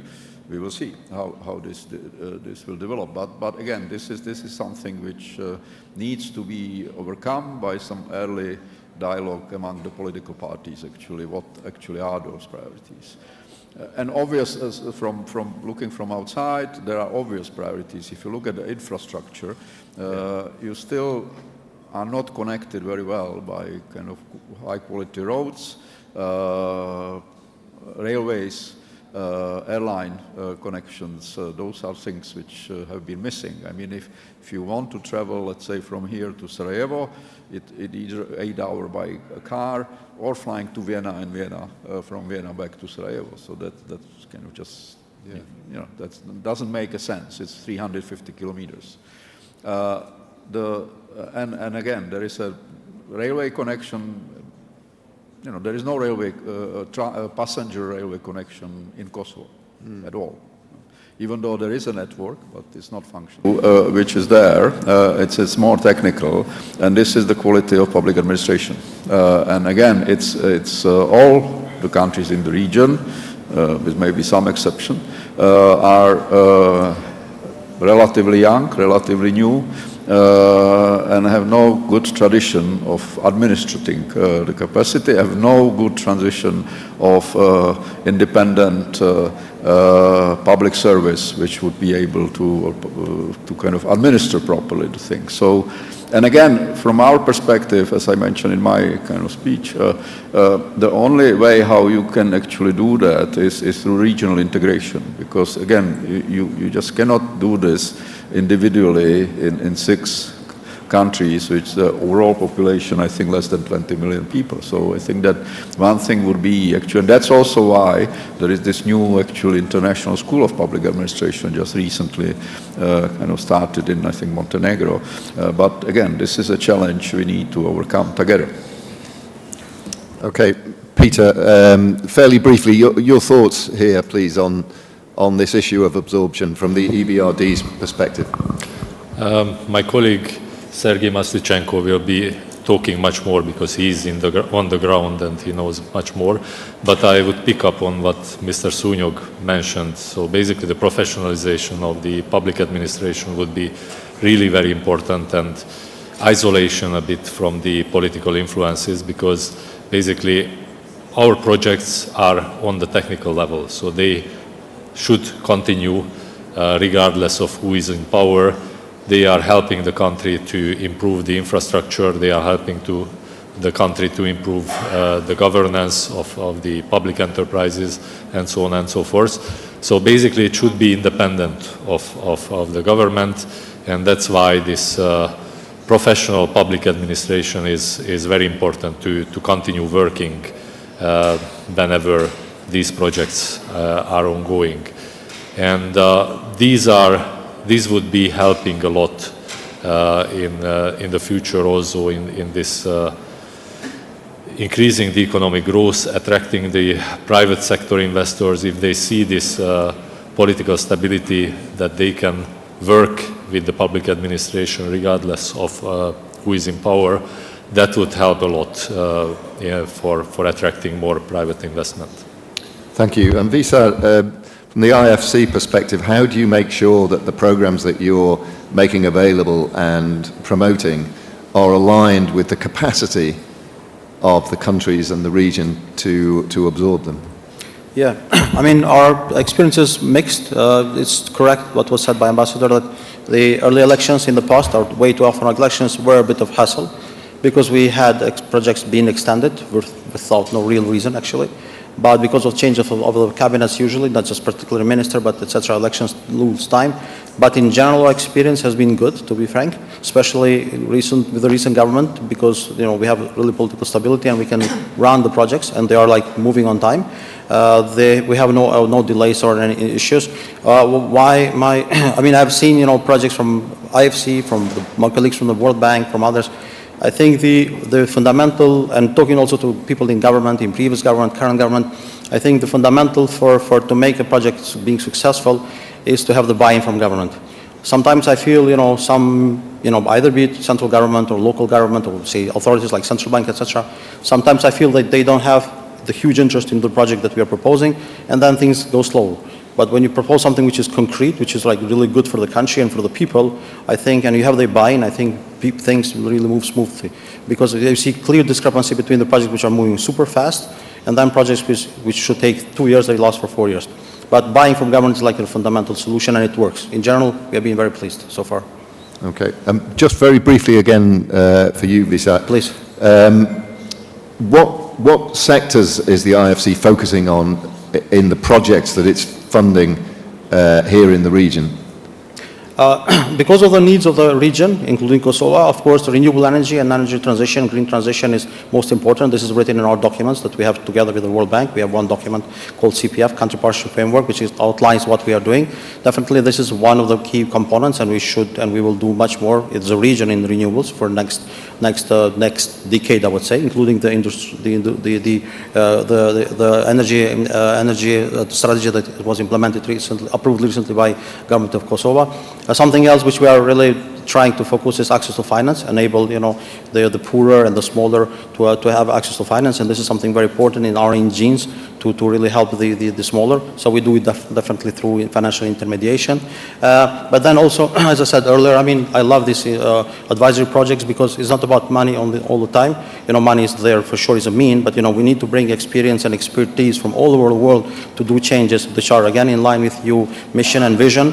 And I mean, EU values at the end of the day, we are all Europeans, and that's why I love personally to bring much more advisory projects to help government to structure things, to do necessary reforms, and then we have the reforms and money comes, be it from us, from other donors, from EU, from everybody else. Great, thank you. Joost, what are your thoughts here? Is there anything you want to add? Well, I think it's a very valid question. But it goes beyond, indeed, the purely financial aspects. By the way, we are making experience right now with the Recovery and Resilience Fund, where we have a similar approach. Member states do reforms, and then they get payments based on those, but it's not always an easy ride, and there may be, you know, different expectations. There may actually be bottlenecks in implementing these reforms. So it's crucial, as I think previous speakers mentioned, to have the administrative capacity, the government capacity to get up to a higher speed. I did some analysis, you know, as we are now entering a new commission, and I looked at the speed of reaching the Copenhagen economic criteria over the last 5 years, just to make a reflection on how likely it is that over the next 5 years we will be there. And it has been very, very, very slow. And if the past trends are an indication, the criteria will in most cases not be met over the next 5 years. And it is our stated aim, I think Commissioner Vahili said so also, to have the enlargement at the end of this commission. So it is crucial to change speed, but it requires also a lot of investment from the local authorities here. And I think that is a real bottleneck. Apart from the pure financial, I think there to make this quantum leap, to kind of so to say to reach these goals faster, facilitated by extra carrots in the form of financial funds, but this really requires all attention, both by the Commission but also the member states here. Domagoj, I want to change the question ever so slightly for you and use the fact that you represent a slightly different sector, and you're from Croatia, so you're sort of the regional representative on the stage, if you like. That responsibility falls to you. So for you, I'd like to get an idea of how this all looks from the regional perspective. So when administrations in the Western Balkans are taking on this mentorship and leadership and advice from the global community and the European community, how is it viewed? Where is the motivation to close the gap, to make sure that the outcomes that are being sought by the World Bank, the EBRD, etc., match with the national interest? Thank you for that question. Well, I've been working on a lot of projects that are funded by the international institutions. And I don't want to be a party pooper, but I will give you the other side of the story. Yes, absorption capacity is the problem of administration, but it's due to many, many problems. But a lot of times I've been witnessing projects that are checkboxing and, you know, one size fits all. So I'm not pointing any fingers, don't get me wrong, esteemed gentlemen, but tailor-made projects are what you need to do. If something is implemented in Denmark and you think will be, you know, implemented here, you are so wrong that I cannot, you know, tell you how wrong you are. And insisting on doing the same at different places is a lot of times what is getting us nowhere. So tailor-made projects, deep understanding of the country where you are and what sort of help you are giving is what you have to do. I'm dealing with the projects, for example, of removing administrative barriers, regulatory reforms, and so on and so on. And I find out that one-size-fits-all approach is really leading to disaster. What you have a client country that is basically unhappy with the result of the project. You have a donor that is unhappy with the results, and us as a consultants frustrating as hell trying to balance between two. So yeah, absorption capacity is a problem. What I hear from the prime ministers or leaders of the project is, give me something that is tailor-made for me. Listen to me more. Listen, I've been on meetings where, for example, prime minister would say, or minister of economy, this is what we need, and the other side would say, no, this is what you're going to get. We have to abolish that approach. Excellent. Okay, well, I did promise that I would give you an opportunity to put your questions if there are any. So now's the moment to raise your hand if you have a question for anybody up here on the stage. If you don't worry about it, because I've got plenty. But just in case there are any questions, I'd like to give you the opportunity to offer those. We have a gentleman here at the front. Identify yourself, David.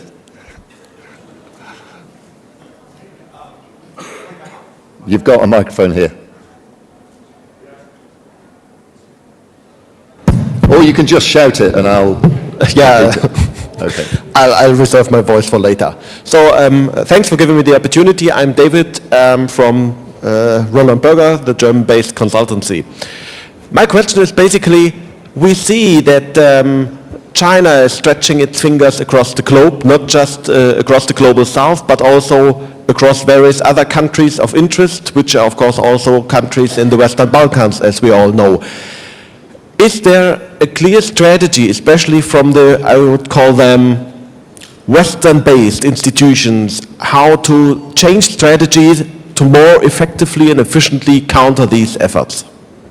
This question would mainly go to the representatives of the Western institutions. Okay, well, if everybody answers very briefly, then we'll get round everyone, but let's start with you.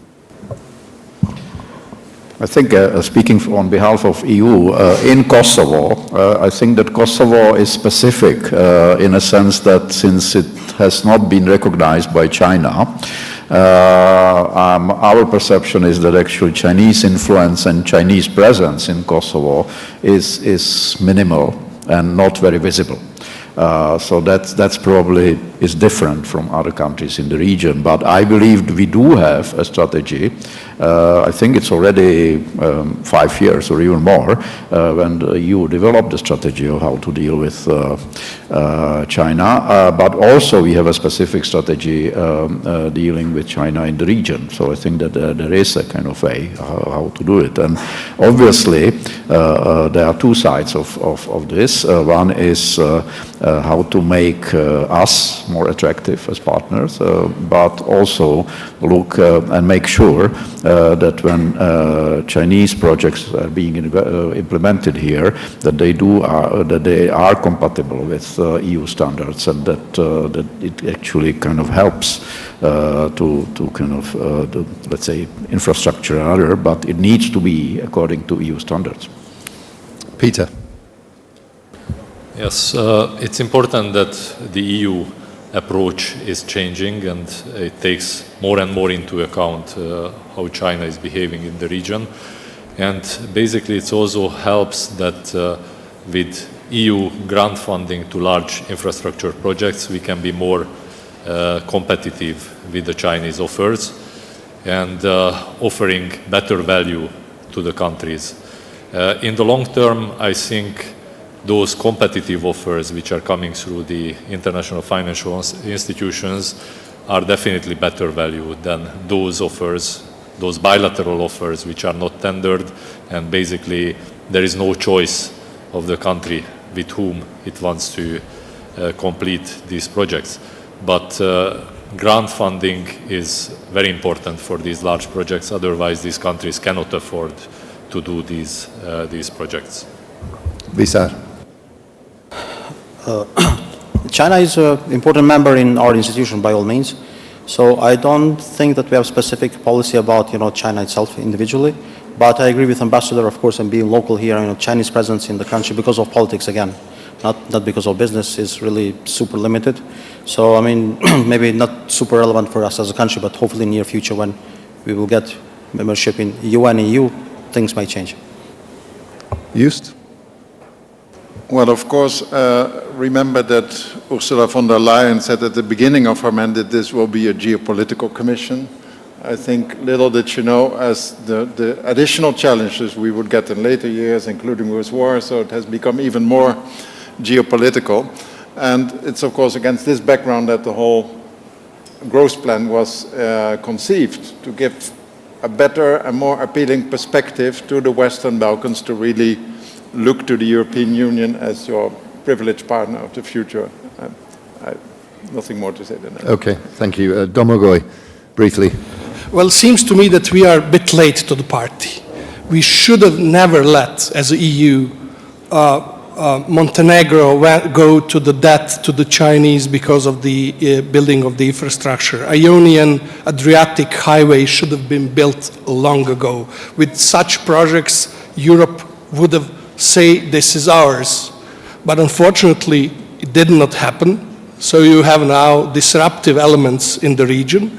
And with a lot of promises and putting finger on the candidate country, saying, you are the only reason why you are not a member, is a wrong thing to do. I think we are in this together, and Europe has to have strategic interests beyond acquis communautaire. And this is what this crisis is showing us. Europe didn't have that. We were all about standards and meeting the requests, but strategic idea of what is Europe, what it is that belonged to us was never there. And that's the problem. And now we have third elements here, Chinese, Russians, and others, trying to preserve a status quo, trying to put this region in a state of frozen conflict that you might play with whenever it's necessary. Wonderful, thank you very much. I'm going to, thanks very much for the question, by the way. It was an excellent question. We could have had a panel on it quite easily. Maybe we will next time. I want to finish off with developing, actually, Domagoj, from your last answer. And that is, we've discussed, and it's emerged very clearly from our discussion, that integration with Europe is critical. It is perhaps the critical driver of the future for this region.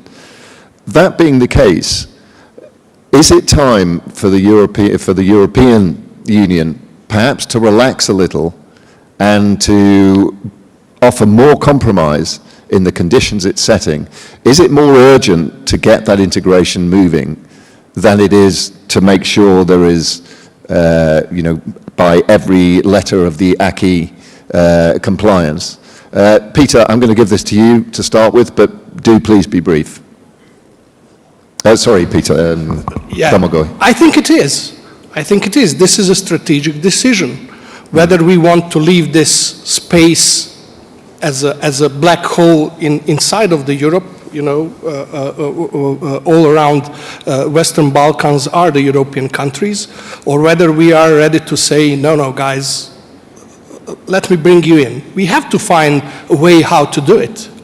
Even in Europe, you have a Schengen space, you have monetary union, you have this and that. So basically, I think we have to find something that will fit both the Western Balkans countries so they feel they are in, and it will also, be something that secures the interest of Europe, not to have somebody in that doesn't meet the standards. So I think I would use more of a carrot rather than a stick to really encourage those countries for a change and make some programs and elements while they are in to foster reforms, to push for reforms, I don't know, by connecting into extraction of EU funds, no reforms, no money, for example. Yeah. Something like that. But strategically, I think everybody has to decide this is Europe too.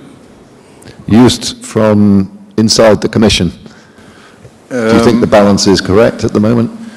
Well, no, as I said, when I looked at the past, this study about the progress in meeting the Copenhagen criterion, it's very slow. If we are going in this way ahead, it will also be very slow, and basically you would not be able to conclude in a few years' time that everyone is ready. So from my technical, economic perspective, I would say something has to change if the political goal is to bring them in. Either this means kind of reinterpreting these criteria, indeed, maybe some compromise necessary, some a bit more relaxed attitude, and or much more assistance, which is what we are doing through this growth plan, including to already giving access to the parts of the single market, to the SIPA, and fostering also regional integration. So this, I hope, will be a game changer to improve the preparedness on this side in close conjunction with Europe. So it has to probably be a combination, but yeah, obviously this is a high political issue which will also be decided by the new incoming commission. Yeah, I think that echoes what Matteo Renzi was saying earlier on today about the need for change in the EU's setup. But let's move to Visa, your thoughts briefly on this question. Well, if you allow me, I would like to reply as a local, not just as IFC representative here. Living here, raising my kids here, definitely I would support such idea. I mean, it's not the first time that the EU has done exceptions, historically. They have done exceptions for other countries in the East when they joined. I don't think that they all met all the criteria by EU 20 plus years ago. And I think geopolitically and strategically, I think it's a good move by all means to have the Western Balkans joining EU, even though if we don't take all the boxes as mentioned previously. I mean, the will, and you can see statistics, and they are like public information, who wants to really join EU, and Kosovo is by far #1 in the region that really we want to, we feel Europeans, we are Europeans, we want to join European Union.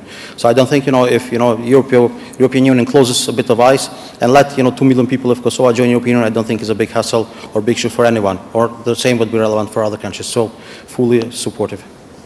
Thank you. Peter, briefly. Experience shows that progress with the EU accession process is very important to keep support in the candidate or potential candidate countries for the EU accession. So basically, some flexibility is definitely needed, and much more support in progressing with the reforms which are necessary for the EU accession. And for this respect, the growth plan is very important because it is providing a very significant financial support. It is providing conditionality which is aiming at the key reforms which are necessary for the EU accession.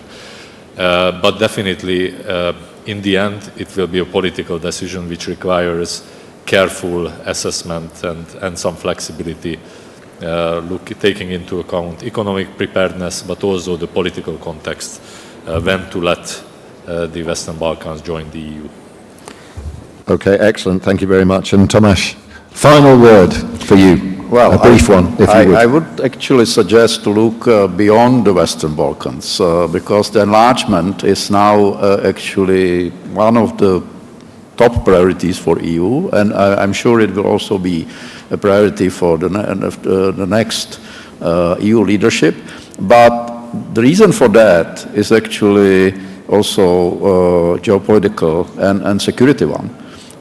We have actually, as a EU, decided to make enlargement part of our response to the war in Ukraine. I mean, we now are having Ukraine, Moldova, and Georgia as the candidate countries. We are about to launch accession negotiations with Ukraine and Moldova.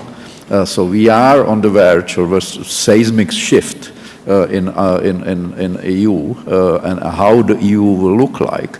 And given the size and given the problem and given the war, I think this process would be actually determined by our relationship with Ukraine. And this is simply obvious.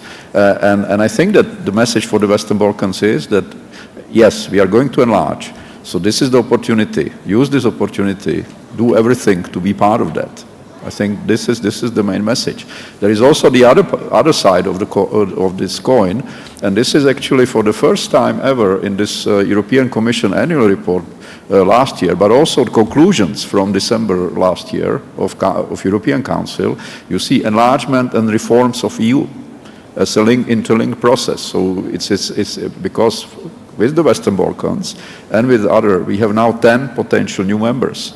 So moving from 27 to maybe 37 would require a completely different setup of how you make the decisions. And so those are two processes. Again, the train is leaving the station, so I think it's important the Western Balkans is part of that. Excellent. Well, with apologies to my panel, opening up a can of worms at the end there, we could easily have talked for the rest of the day about that, but thank you very much for your responses. Please join me in thanking our panel. Thank you.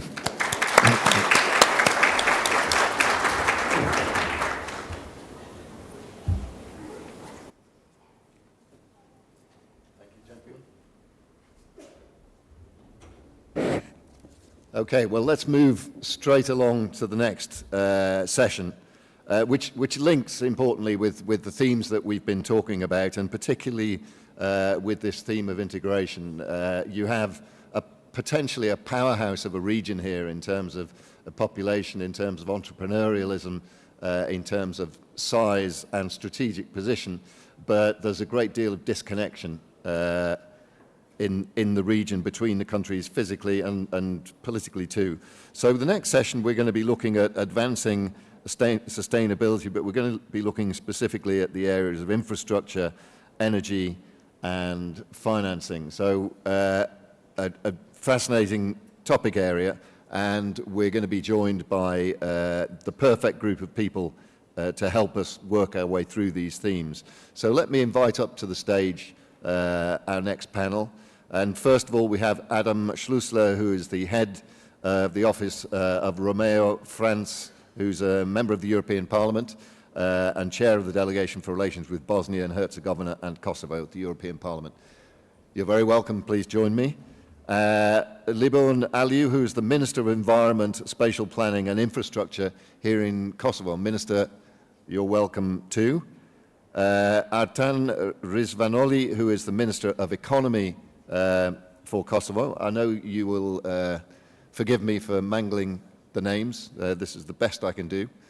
And Massimiliano Paolucci, who is the Country Manager for Kosovo and North Macedonia at the World Bank. And Sergei Maslijenko, who is the Regional Head of Kosovo at the EBRD.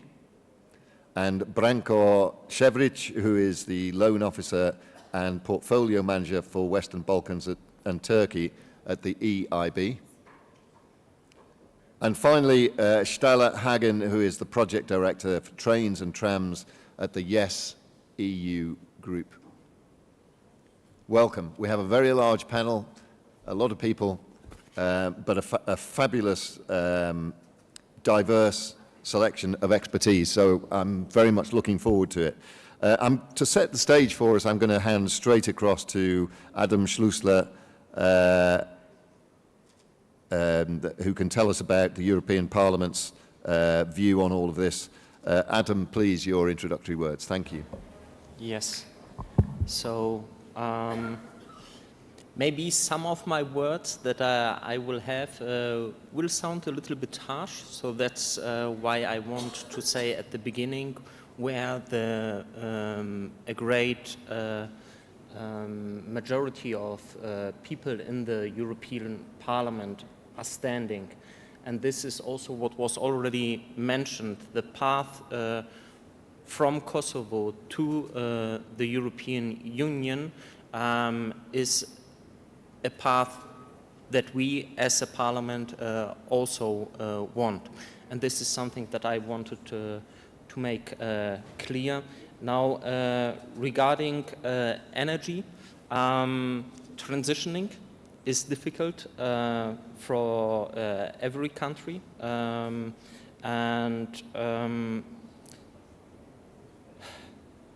The situation is following. So, in a significant move, the Kosovo Parliament has approved a new energy strategy that extends to 2031. The strategy is a crucial step in defining Kosovo's energy plans and vision for the future.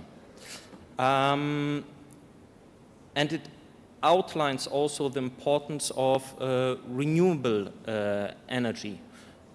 What is a vision for Kosovo? And it is a change that is possible, especially if we focus on solar and wind energy, where we will also come later. But the strategy has also some difficulties and some issues regarding the current energy that we have and how realistic it is to go out of the current energy, and especially having in mind that by 2026 the carbon border adjustment mechanism in the power sector will be also in place. So Kosovo has a long way to go.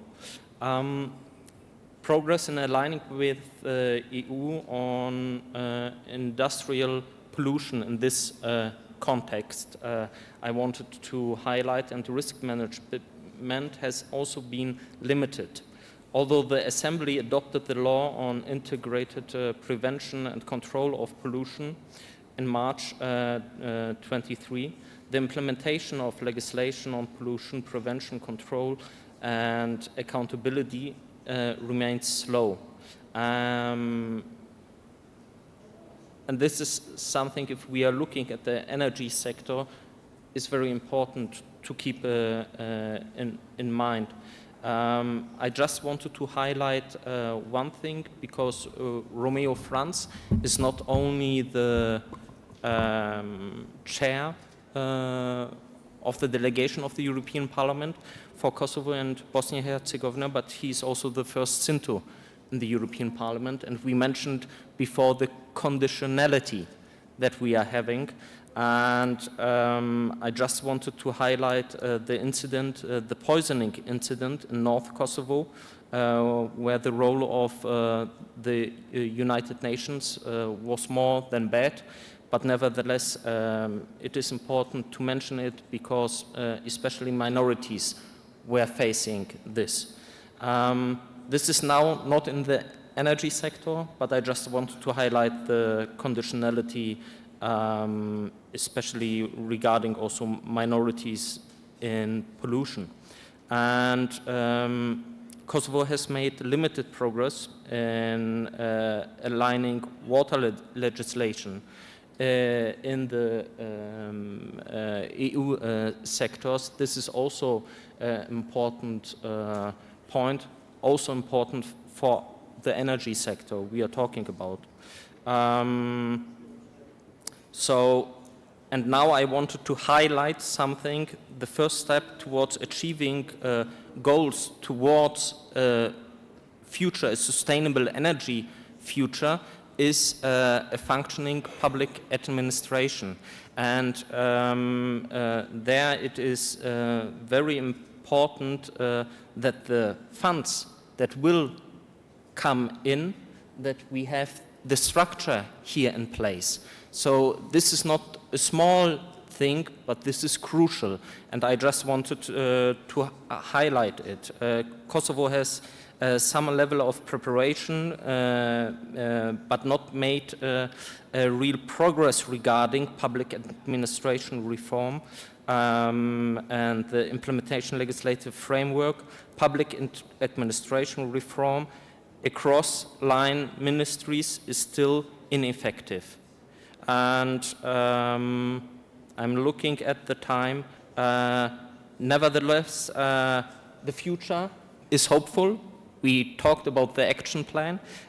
We will hear more from the European Investment Bank as well, with the renewable project that is funded by the European Investment Bank with a couple of millions, and also with the KfW bank. And this can be a milestone, a lighthouse project for the entering a vision of renewable energy in Kosovo. The way is not easy. but we are hopeful, and yeah. Wonderful, thank you. Switch my microphone on. Thank you very much for that, and thank you for being frank. I think it's the best strategy, particularly at the start of a panel. It gives everybody an opportunity to respond, and to respond in the context of what you've said. So let's move along to our ministers, and first of all, Libon Aliu, Minister of Environment, Spatial Planning and Infrastructure for Kosovo. Your thoughts, please. Thank you. It's a pleasure at first to be here in this panel and discuss about sustainability. And usually when we speak about sustainability, the first thing we have in mind is a kind of... You may have to lean a little closer to your microphone just to make sure everybody can hear you. So speaking about sustainability, the first thing that comes in your mind is doing kind of step back, a kind of zoom out and look at the differences and try to find the links, try to find the complementarities, and therefore these links mainly bring us to infrastructure. So planning and connecting different resources and diversities between the region, and this means going beyond on the regional level, even within the country, or on general on the region of Western Balkan countries. Kosovo is a place that its entire energy is produced by coal. This is going to be a topic of the next speaker, my Minister Artonis Vanoli, but I'm going to speak about the connectivity and transportation as a part of this sustainable development that we have put it on our goal on our development and economy. So Kosovo actually is in the center of Balkans, but when we look better at the corridors, it is in a way quite have been set it out. And therefore, our goal has been to bring this connectivity, to make links between corridors within the Balkans, and therefore create potentials for equal conditions for the countries to develop. In this aspect, we have been doing a lot of steps on the, like a multimodal transport strategy and ITS strategy in order to make sustainable this existing transport that we have. But on the other hand, we have been doing a lot on infrastructure projects that are making Kosovo more closer to European corridors. The two highways that already we have, Ibrahim Rugova and Orban Jaferi, are connecting us to the blue Ion Adriatic corridor in one hand and connecting us to Port of Durrës, and Corridor 8 and 10 to Skopje. Therefore, we are continuing with other projects that will connect us to Corridors 10. What is another important project that recently we have started with the Republic of Albania is the railway connectivity line that will connect Durrës and Pristina, and this means to connect Ion Adriatic corridor, two ports, quite important ports of Adriatic, like it is Bar in Montenegro and Durrës, to be connected among themselves with a project with EU that will connect them on the Vor-Honey-Hotet project, and this line will bring goods and passenger transport from these two ports to Pristina, and then to Skop, to Sofia, Varna, and north through Mitrovica, Leshak, to the Corridor 10 in Salzburg and Europe. Actually, doing these connectivity projects, this will make possible that entire ITS strategy to bring sustainability and make more sustainable the railway transport that for this next decade is going to be the main focus of our government. Until now, the focus was mainly only on highways. Actually, this will bring short roads, shortcuts, especially for Montenegrin port of Bar that will very easily reach Varna port or Sofia through Pristina, and this will make actually a good opportunity for the entire region to have a better integration among communities and for different businesses. Pristina, region of Pristina as a potential hub within the region will bring actually a better conditions even for a better transition for the energy, because this area is actually at the now where we are exploiting the coal. If we are planning to stop exploitation of the coal by 2050, then there should be something else there in that area, and that area is exactly on the crossroad in the Balkan, and that will make the potential hub and area for the economical growth and development for the entire region. This will actually then bring down boundaries, and will make a better connectivity from all ports, especially on the time when we have been facing the situation in Ukraine and the necessity of the transportation, of sustainable transportation that we have been facing with these difficulties. On the other hand, yes, between Pristina and Durrës there won't be any Chinese influence, so I think this will be another good element of this entire thing. So thank you. We might continue further on other details. Thank you very much indeed. Let's move along to the Minister of the Economy for Kosovo, Artan Rizvanoli. Your thoughts, please. Thank you very much. Great pleasure to be here today. Also, opportunity to reflect a bit on the past 2 years. 2 years ago, in this very forum, we were sitting here and talking about how to navigate economic vulnerabilities at a time of geopolitical instability. 2 years later, I wish that I could say that the situation is better in some sense. But on the other hand, I think that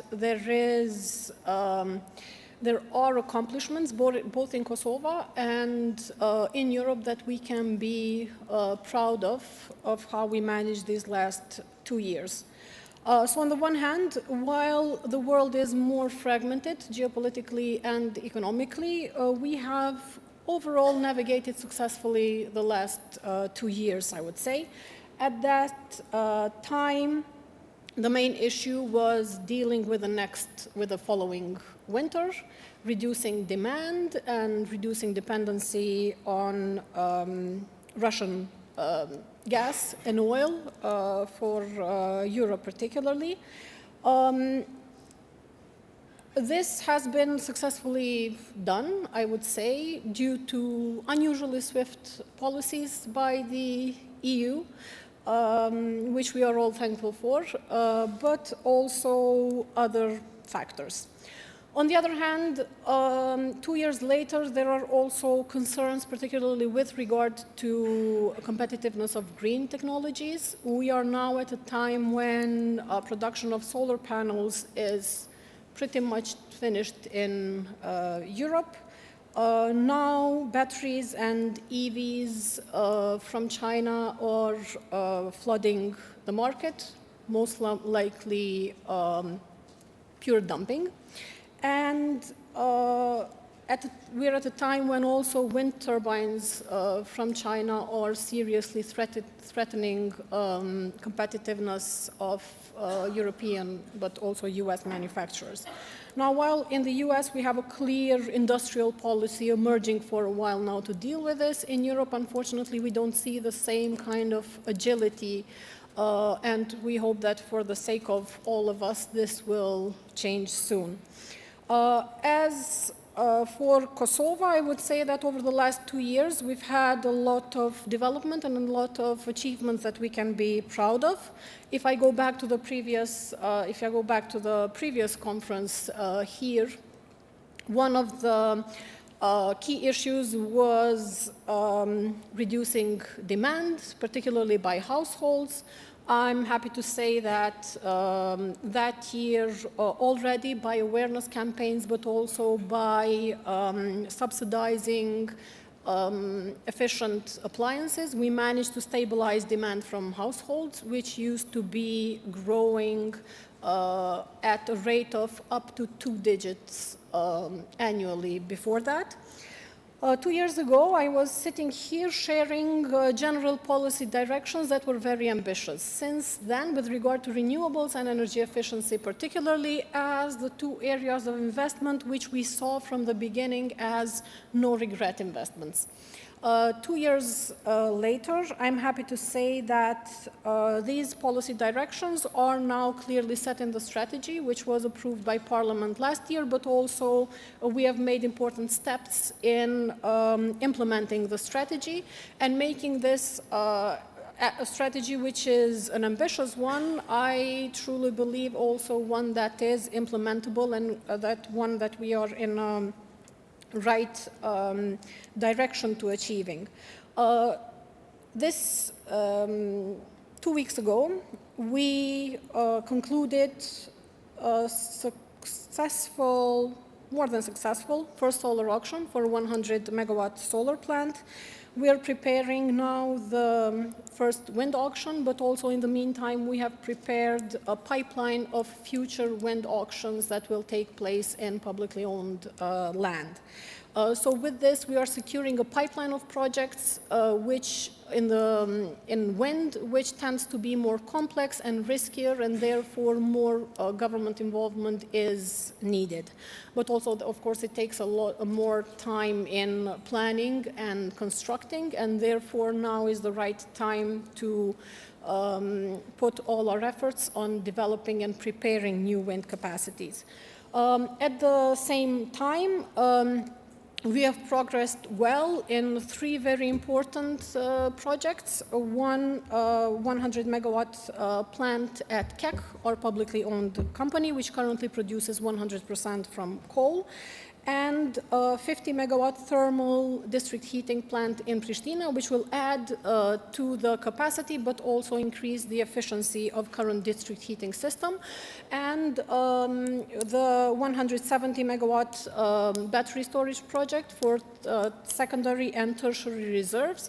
The tenders for all 3 EPC contracts will be coming out later this year or early next year, and this means that we are well on track with regard to renewable energy. With regard to energy efficiency, we've had record investment in efficiency appliances, insulation of homes in public buildings, all of these in record levels, and this will continue to do so year after year over the next years. Thank you, and spot on time as well. Excellent. Let's move along to Massimiliano Paolucci from the World Bank. Your thoughts, please. Thank you very much, and good afternoon, everyone. It's a pleasure to be such a distinguished panel. A lot of the things that have been discussed today are part of what I'm going to say, but I just want to make one point, and building on what Minister Rizvanoli was saying. She was focusing on the last 2 years, but if we look at the progress that the country has made since the 1990s, it is impressive. We have a country that was a low-income country, and it's now an upper middle income country with its own challenges. But to achieve such a progress in a relatively short period of time, it speaks actually to the dynamism of the country and the dynamism of the economy. Now, the past years have seen, as we all know, a multiplication of crises. The region has withstood these crises in different ways. But what we see is that from 2023, where growth has lagged behind, if you wish, even if at 2.6%, it wasn't an impressive growth, we are now seeing an increase in prospects leading to 3.2% at the end of 2024, and we estimate that growth will reach 3.8% in 2026. Is this enough for the region? No.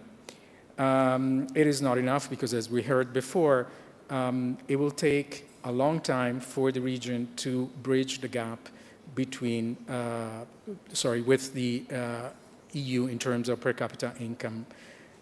So depending on the country, we're talking about decades, 2 decades, 3 decades, but it's a long time.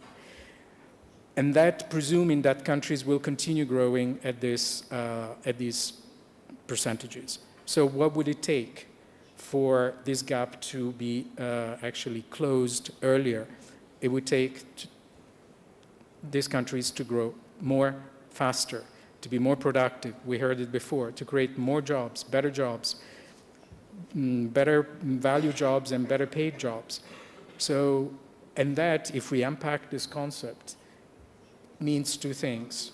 More regional integration, we've heard about it time and again today, and structural reforms. Let me focus on 2 aspects of regional integration that are important and also highlight what we've been doing in the region. First is trade and transport facilitation. Regional integration is important because countries, as we know, will be able to access bigger markets. They will have stronger bargaining power. But trade and transport facilitation is the starting point of all this. We calculated that simply by reducing the transit time at the borders, the equivalent, by 2 hours, we will have the same effect of reducing tariffs by 2%, or, said in other words, an increase of GDP that averages between 1.5 and 3%. That's huge. What would it take there? Investments in infrastructure to facilitate border crossing, intelligent transport system, and cutting of red tape at the border. Another dimension of regional integration, we heard it also before, is regional payment systems. That is essential. It has to go, however, and all the countries have been working on this also in the context of the Berlin process, and we are supporting that process. But that will have to go together with a deepening of financial and capital markets. Kosovo, until very recently, did not have access to international markets, as we know. The investment rating came very recently. So that is important, but that has to go in tandem with a deepening of the domestic capital market, where financial intermediation is still very shallow and is dominated by the banking sector only. Another dimension that I wanted to discuss, and we alluded to that, is energy, the energy sector. When we talk about energy sector, yes, the transition to renewables is important, but we also have regional integration. And for countries with a small markets, like the ones in the Western Balkans, regional integration is a key. Kosovo has made progress with that, with Albania. It could be, the progress could be even faster and bigger with the northern neighbor of Serbia. We know the constraints there, but regional integration is part of the decarbonization story of this country. Let me just mention 2 other things.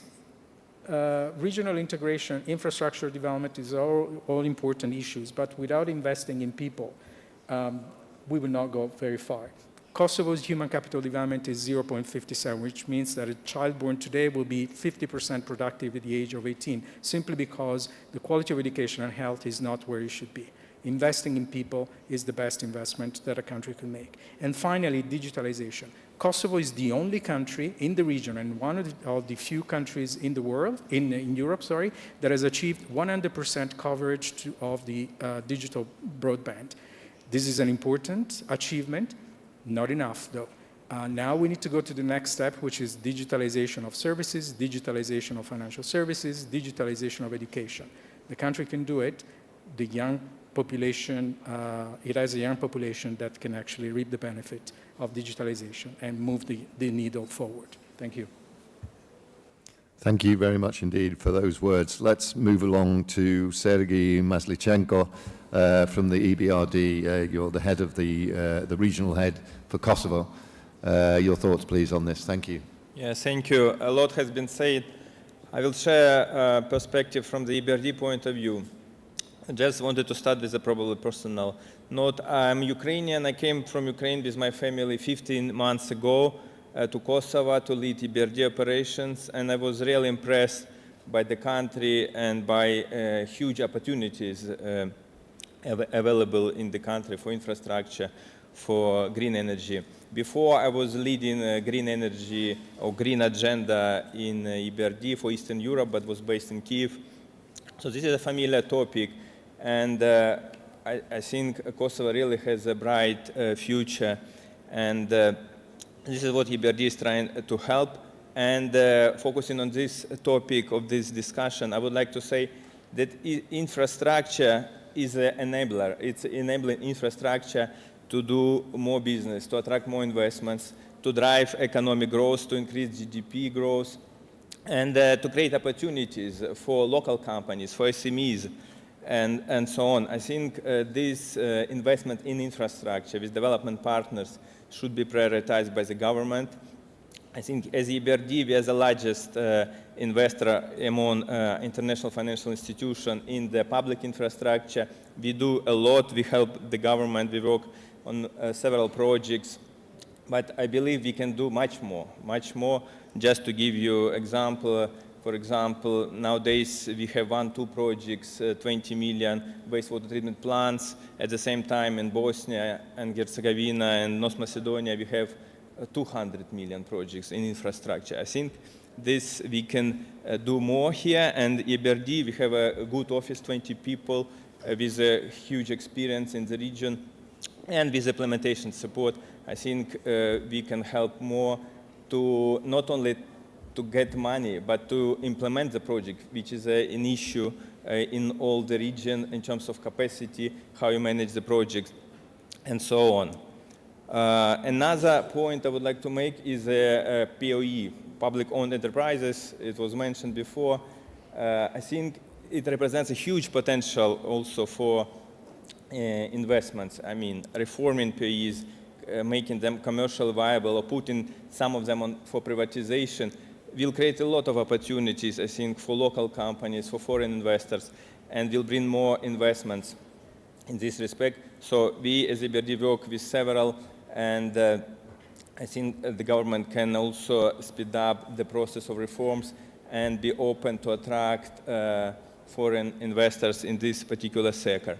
And the last point I would like to make, of course, renewable energy was heavily discussed today. So far, you probably know EBRD has financed 2 wind farms. This is the only large-scale renewable energy, but I believe energy assets in the country since Kosovo be 1980s, I believe.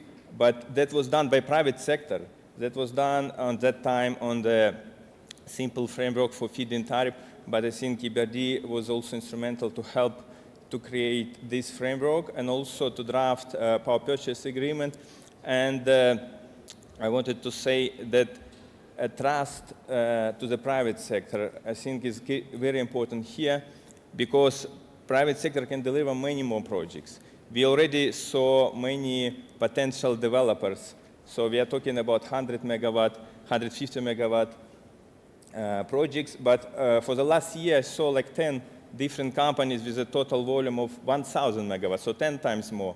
And they're ready, some of them already developing the projects, but through private channels, through so-called corporate power purchase agreement.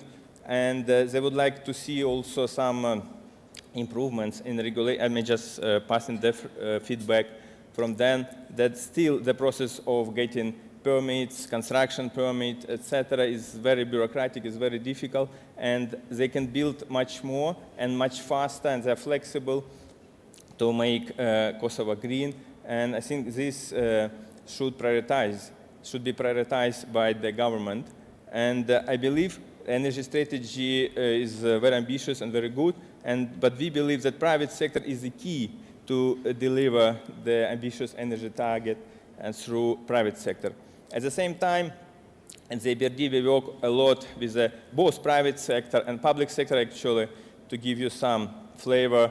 Around 80% of our projects in the private sector, and because Kosovo is dominated by small and medium enterprises, we invest a lot through commercial banks. You know, I am happy to see here our friends and partners from BPB, from ProCredit, and other banks, we channel a lot of money with EU funds together, so we blend in one product and also provide technical assistance, consultants to help prepare these projects. And even through these commercial bonds, we manage to finance 50 megawatt of solar roof PV projects. We've managed to finance through credit lines to residential buildings, to population, also more than 600 projects. So the sector, private sector, is really developing, and there are good achievements to see. And my advice, again, to the government to trust and let them do the work, and they will install many more projects, and which is important for the country because it's decentralized energy. They will be located in many places. It's not just one place.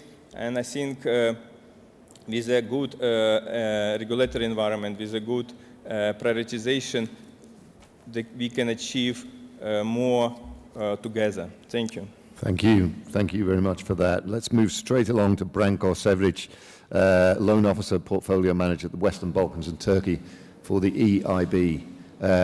Do forgive my pronunciation of your name. I'm sure I got it wrong. Feel free to correct me. Very good.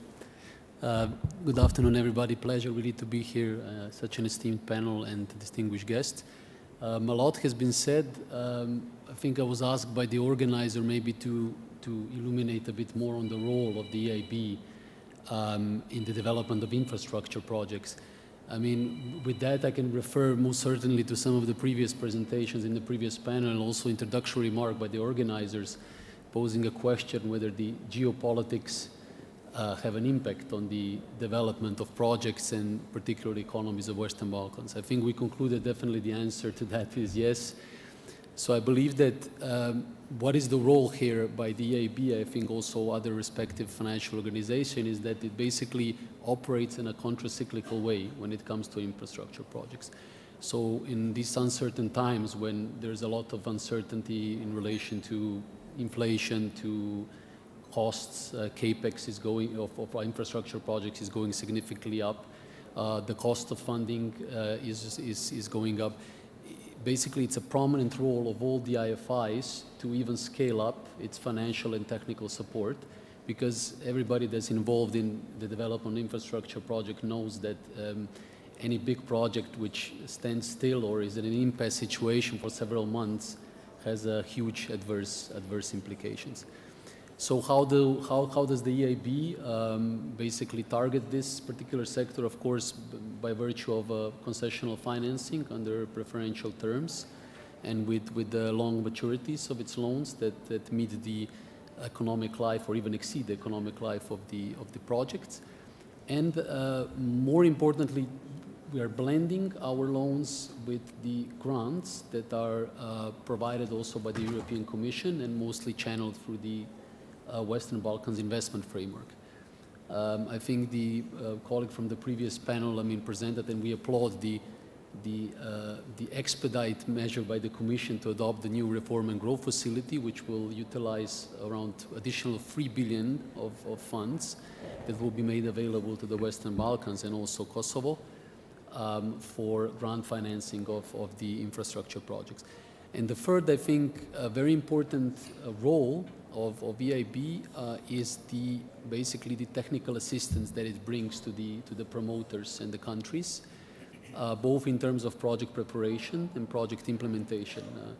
I think that is very important because, as we know, not like ordinary commercial banks, the IFIs have also sector engineers, economists that help to prepare projects and make sure that projects are not only technically and economically viable, but also that they meet the highest social and environmental standards, and that they, of course, are procured in accordance with the best practices.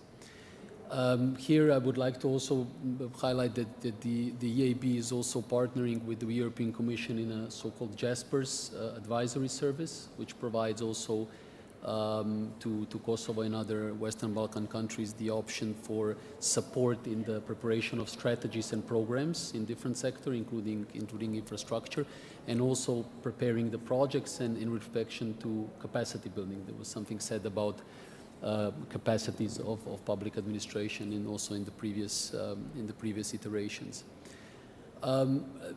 Maybe just to also present briefly let's say the key intervention areas. I think definitely, let's say the most important one recognized by the EU and the countries, including Kosovo, is of course sustainable transport, investments in transport. As already mentioned by the minister, the bank also supports the Kosovo's links to TNT core and pan-European networks. In this regard, there were already some investments made in the past in the road sector, definitely shifting the transport to sustainable to sustainable transport such as railways. The bank here provided also a facility for the rehabilitation of Route 10, which goes through entire Kosovo. I believe it's 150 kilometers. And also in the future, the bank is willing to support also intermodal transport solutions, including the urban transport development and inland waterway transport. I think the second sector, which is some kind now being highlighted, is of course the energy sector. I think here we see DAB, same as other partners. I think there are key investments in basically four intervention areas. One is increasing the renewable energy capacity of the country, which will allow it to phase out from coal dependency. One of the projects we're very proud of, we're working together with KfW, was already mentioned today, is the solar power plant, which is being developed in the outskirts of Pristina, where also a grant funding was provided by the European Commission. We're also developing several wind farms across the Western Balkans, most notably in Bosnia. Second area, very important now, I think it also recognized within the Reform and Growth Facility by the Commission, is strengthening of the distribution grids to be able to sustain all this additional capacity, and also rehabilitating and developing new transmission lines, which will allow the integration of regional electricity markets. Conscious of time, maybe the third and very important intervention that we would like to work on is also the just transition in the energy sector. So these are the comprehensive projects which target the coal regions and do not support only the repurposing of the land and gradual closure of the mines, but also deal with the most important aspect, that is dealing with the social economic challenges of such just transition, making sure nobody's left behind. So dealing with the coal mines, with the coal workers and the communities, supporting retraining, reskilling, etc. So this is the project we're developing in Bosnia and Herzegovina, and hopefully we can also replicate in other countries, including Kosovo. Apologies for being a bit over my time, and thank you. Thank you very much indeed. Okay, well, let's move along to our final panelist for this session, Stella Hagen, who is the Project Director of Trains and Trams, the YES EU group. You can keep us on the rails and take us to a happy terminus. Yeah, I believe you have a PowerPoint, is that correct? Yes, I had some few slides I had to show you. Yeah, excellent. Thank you. Your Excellencies, distinguished and honored guests, it's a really honor for me to be here to speak with you on how battery-operated trains can be an important part of the investments in future e-mobility. The next one, please. I will have a short introduction of YES EU and of me, and then I will tell you about some possibilities what battery trains can do within investments here in Kosovo and other countries in the area. Next, please. YES EU is a leading provider within e-mobility solutions. We have kept on for more than 50 years within electric buses. We have started up in Iceland and the northern part of Europe. And I am from Norway, and as you maybe know, 95% of all cars sold in Norway are fully electric. And more than 50%, thank you, more than 50% of all cars on the road are fully electric. So we are a pioneer within electric vehicles and electric buses. And I think Kosovo can be the same within battery and energy saving systems maybe. And we hope so. And also within batteries and trains. So this is just a short introduction of me. I worked several years in KPMG within strategy and within transport and public transport and infrastructure investments. Also worked for the national government, and more than 25 years as a politician, and doing a lot with the incentives and what have impact and what does not when you're doing investments in e-mobility solutions. And also 17 years or 16 years in the army. So that's also an important role when we say about the data security within these systems. Yes, that's my background as well. As you can see, it's a lot of military introduction here. Well, some of you are politicians, and you maybe know that you have signed an agreement, the Paris Agreement. This is the symbol of the Paris Agreement. And a lot of politicians, they are struggling to deliver the results. How can we fulfill the goals that are set up in the Paris Agreement? And if you know, a lot of lines, railway lines around Europe, they are not electrified. They are operated by battery trains. And what's a huge cost for every government is to electrify those lines. They are very often in rural areas with a low density of people and also with low traffic. So it's a high cost to invest to electrify those lines. Or also if you're constructing new lines, you will see that it's a huge part of the investment is to electrify the lines with sticks, cables, and everything you need to operate the electric train. I will not go into detail of the project that we are working on, but just to show you some figures. Because the government of Norway has 3 lines that they are calculated on what the cost will be. This is existing lines. They have been there for more than 100 years. But this is existing lines operated by diesel trains. What will it cost to electrify them? And for those 3 lines, they have now 2 billion euros. 2 billion euros it will cost to electrify these existing lines. And that's of course, even for Norway, and a very high cost to do so. And they postponed it every year. So then we say the solution is just to replace the diesel trains with battery trains. That's the solution. You don't have to use $2 billion to invest in these lines, to electrify them. Use battery trains.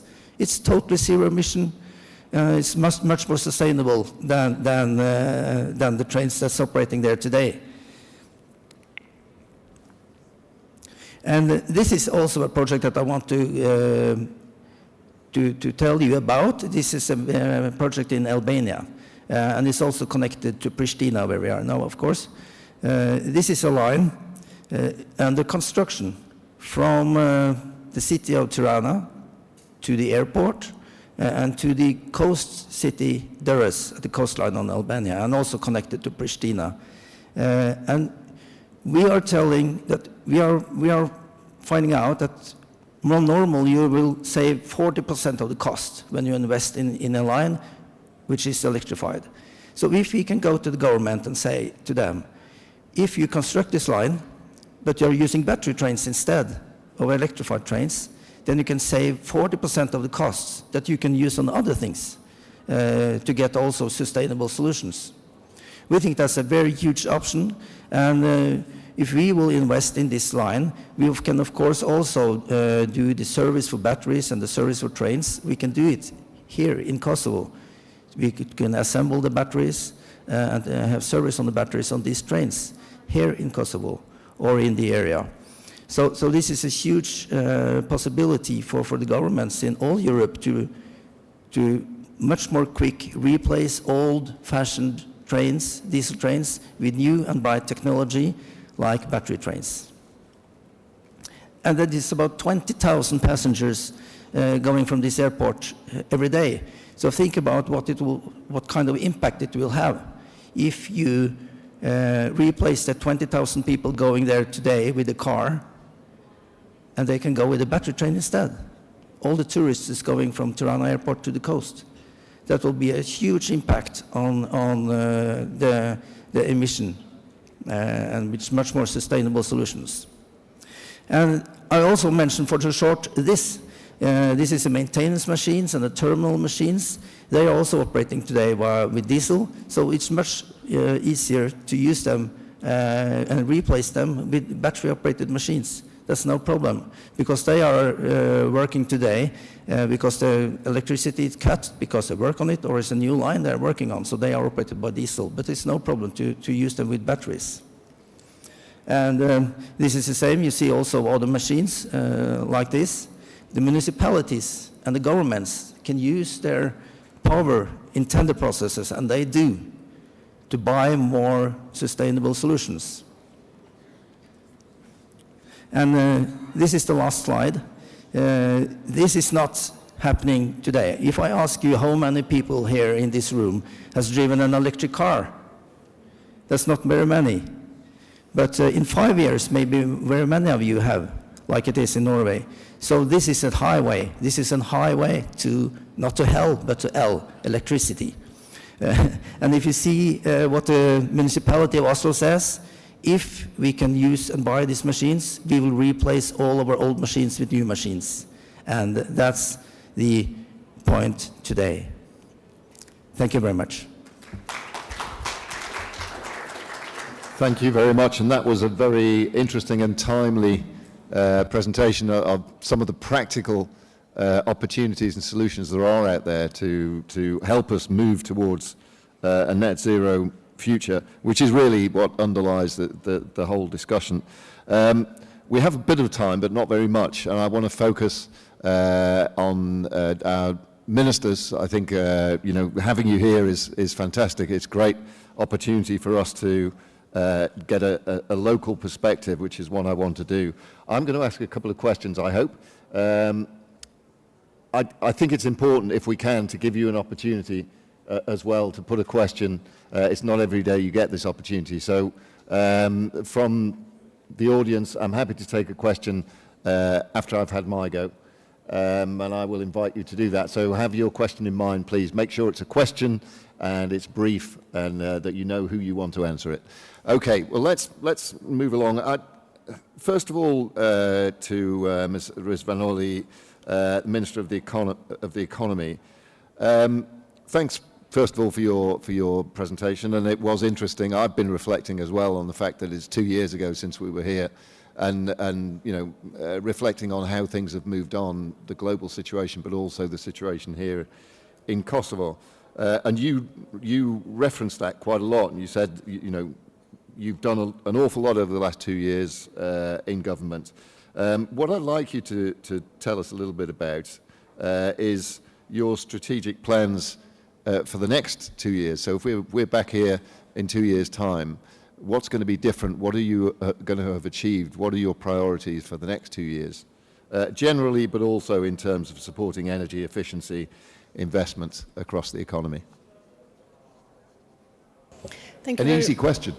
Yes, interesting question. I would say 2 years from now, the auction which I mentioned, the contracts for which was signed just a few weeks ago, will be in operation.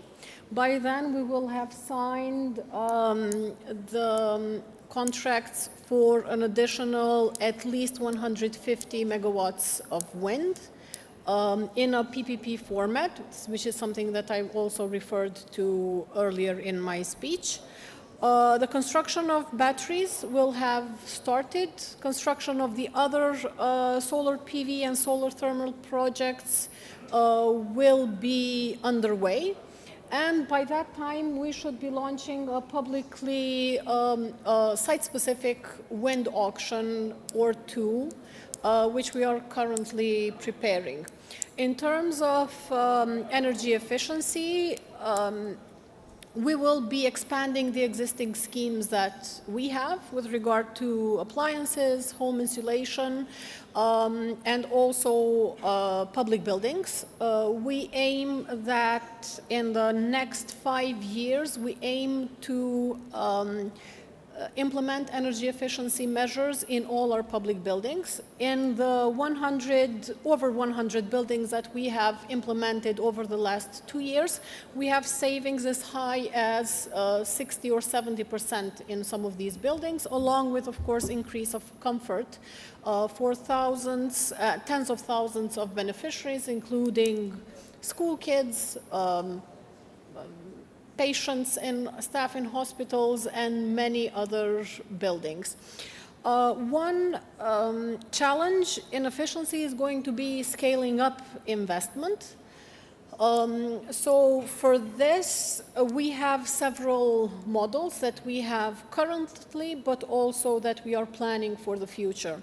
For for buildings owned by the central government, these will be completed through grants. For locally owned, municipal-owned buildings, this will be conducted through the evolving scheme that we have, where municipalities, whereby our Kosovo Energy Efficiency Fund implements the projects, and then the municipality pays back what they would have, the savings from the project over the next 15 years. But for the residential sector and for the SME sector, so far we have focused only on grants of up to 50% depending on the scheme, which has had a huge impact also on raising awareness. These are pilot schemes that we conducted last year and over the last 2 years with regard to residential sector. We had subsidies of 45 to 50%, which enabled over 2,000 households to implement efficiency measures. And 80% of these houses, of these families, actually did not have insulation. This was also a means of targeting, because in lack of a better targeting strategy, we designed it in a way that households that lived in a house for more than 2 years or more but did not have insulation had this opportunity. In the next phases, we cannot rely solely on public funding or not such high grants. Therefore, an evolving scheme which is continuing on the one hand, on the other hand, having a mixed model and more partnerships with the banking sector and microfinancial institutions, but not only will combine grants and credit to make this financially more sustainable in order to achieve, again, our 2031 ambitious energy efficiency targets. Great. Let's move along, Mr. Aliu. I would argue that infrastructure is central, fundamental everywhere, in every country in the world. But for Kosovo, it must be a particularly critical area, alongside maybe education. There are probably few portfolios that are more important in the government. And you must want to do everything, everywhere, all at once. There's so much to be achieved. So just in terms of the balance that you find between domestic development and international connectivity, for example, how do you prioritize? What are your priorities? Where are you focused for the next couple of years? Well, actually, when we think and speak about connectivity and linking it to the sustainability, let me just say, for example, the port of Durrës, at the moment, 30% of the entire cargo shipment from the port of Durrës is coming to Kosovo. And this is since we have built the highway that connects Durrës to Pristina. If the connectivity projects will be finished in time as we are planning, then the entire region will use the cargo shipment transport from both ports of Bar in Montenegro and in Durrës for the entire region. And combining it with a sustainable transport as a railway one that we are now more focused in, this will actually have a direct impact on emissions. And this interesting idea about the batteries on the trains, this is also a project that immediately opens the idea of the innovation that we need for our energy transition. Kosovo is fifth largest, we have the fifth largest basin of the lignite in the world, and we will have to close it. 95% of our energy is produced by coal. And what is another issue is that we are lacking water.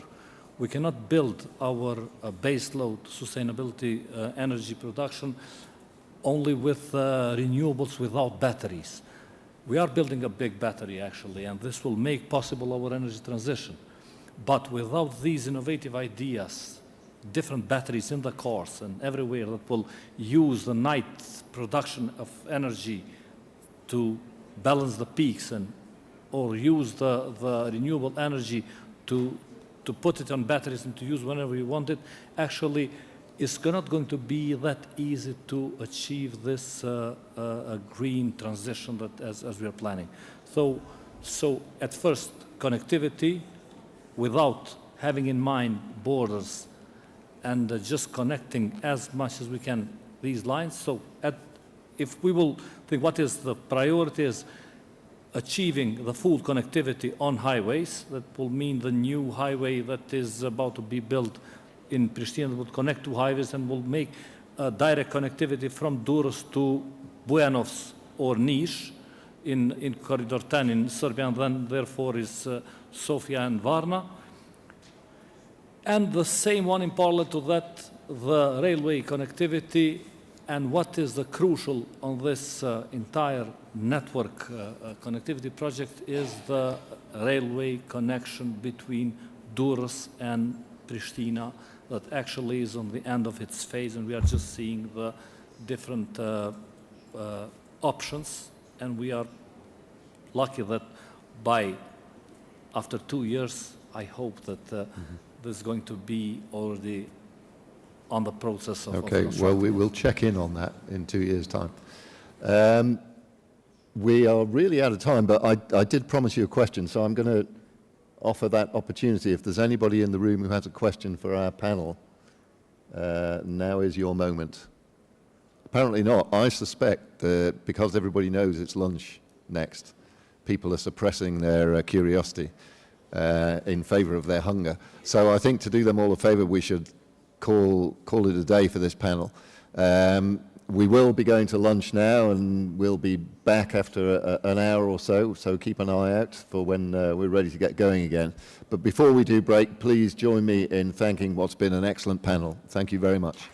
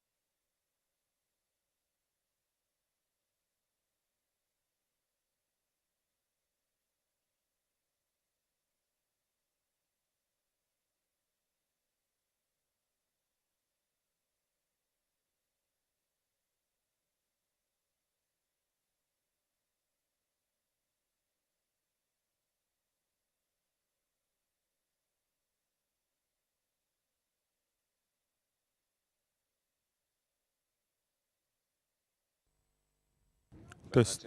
Test. Test. Ni. Hi. Hi. Can you hear me? Yes, can hear you perfectly. This is not my final location for the call, but this is my office, and I'll be there in just a few minutes. Is it okay with you? Sorry, didn't hear you. Hi, this is. Okay, just make sure. Μ' ακούτε?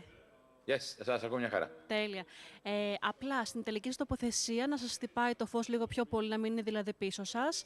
Τώρα συνδεθήκατε μια χαρά. Εμείς θέλουμε να δούμε ότι ακούτε την αγγλική μετάφραση, γιατί κάποιοι μπορεί να μιλήσουν π.χ. σερβικά ή αλβανικά, και αφού θέλουμε να είστε μαζί μας στο discussion, στο τέλος του Δεν ακούω πάνελ. τίποτα τώρα παρόλα αυτά, αν νομίζετε ότι υπάρχει αγγλική μετάφραση. Δεν με ακούτε τώρα? Ναι, ελληνικά είναι αυτά. Ναι, όχι. Τώρα έχουμε διάλειμμα. Σε λίγο που θα έχουμε το event, θέλουμε να είμαστε σίγουροι. Δείτε λίγο στο Zoom, στο bottom bar, πρέπει να έχει ένα συμβολάκι τη γη. Interpretation button δηλαδή. Αλλά και more chat, record summary, companion. Μπορεί να είναι στο more. AI companion, βλέπω και captions.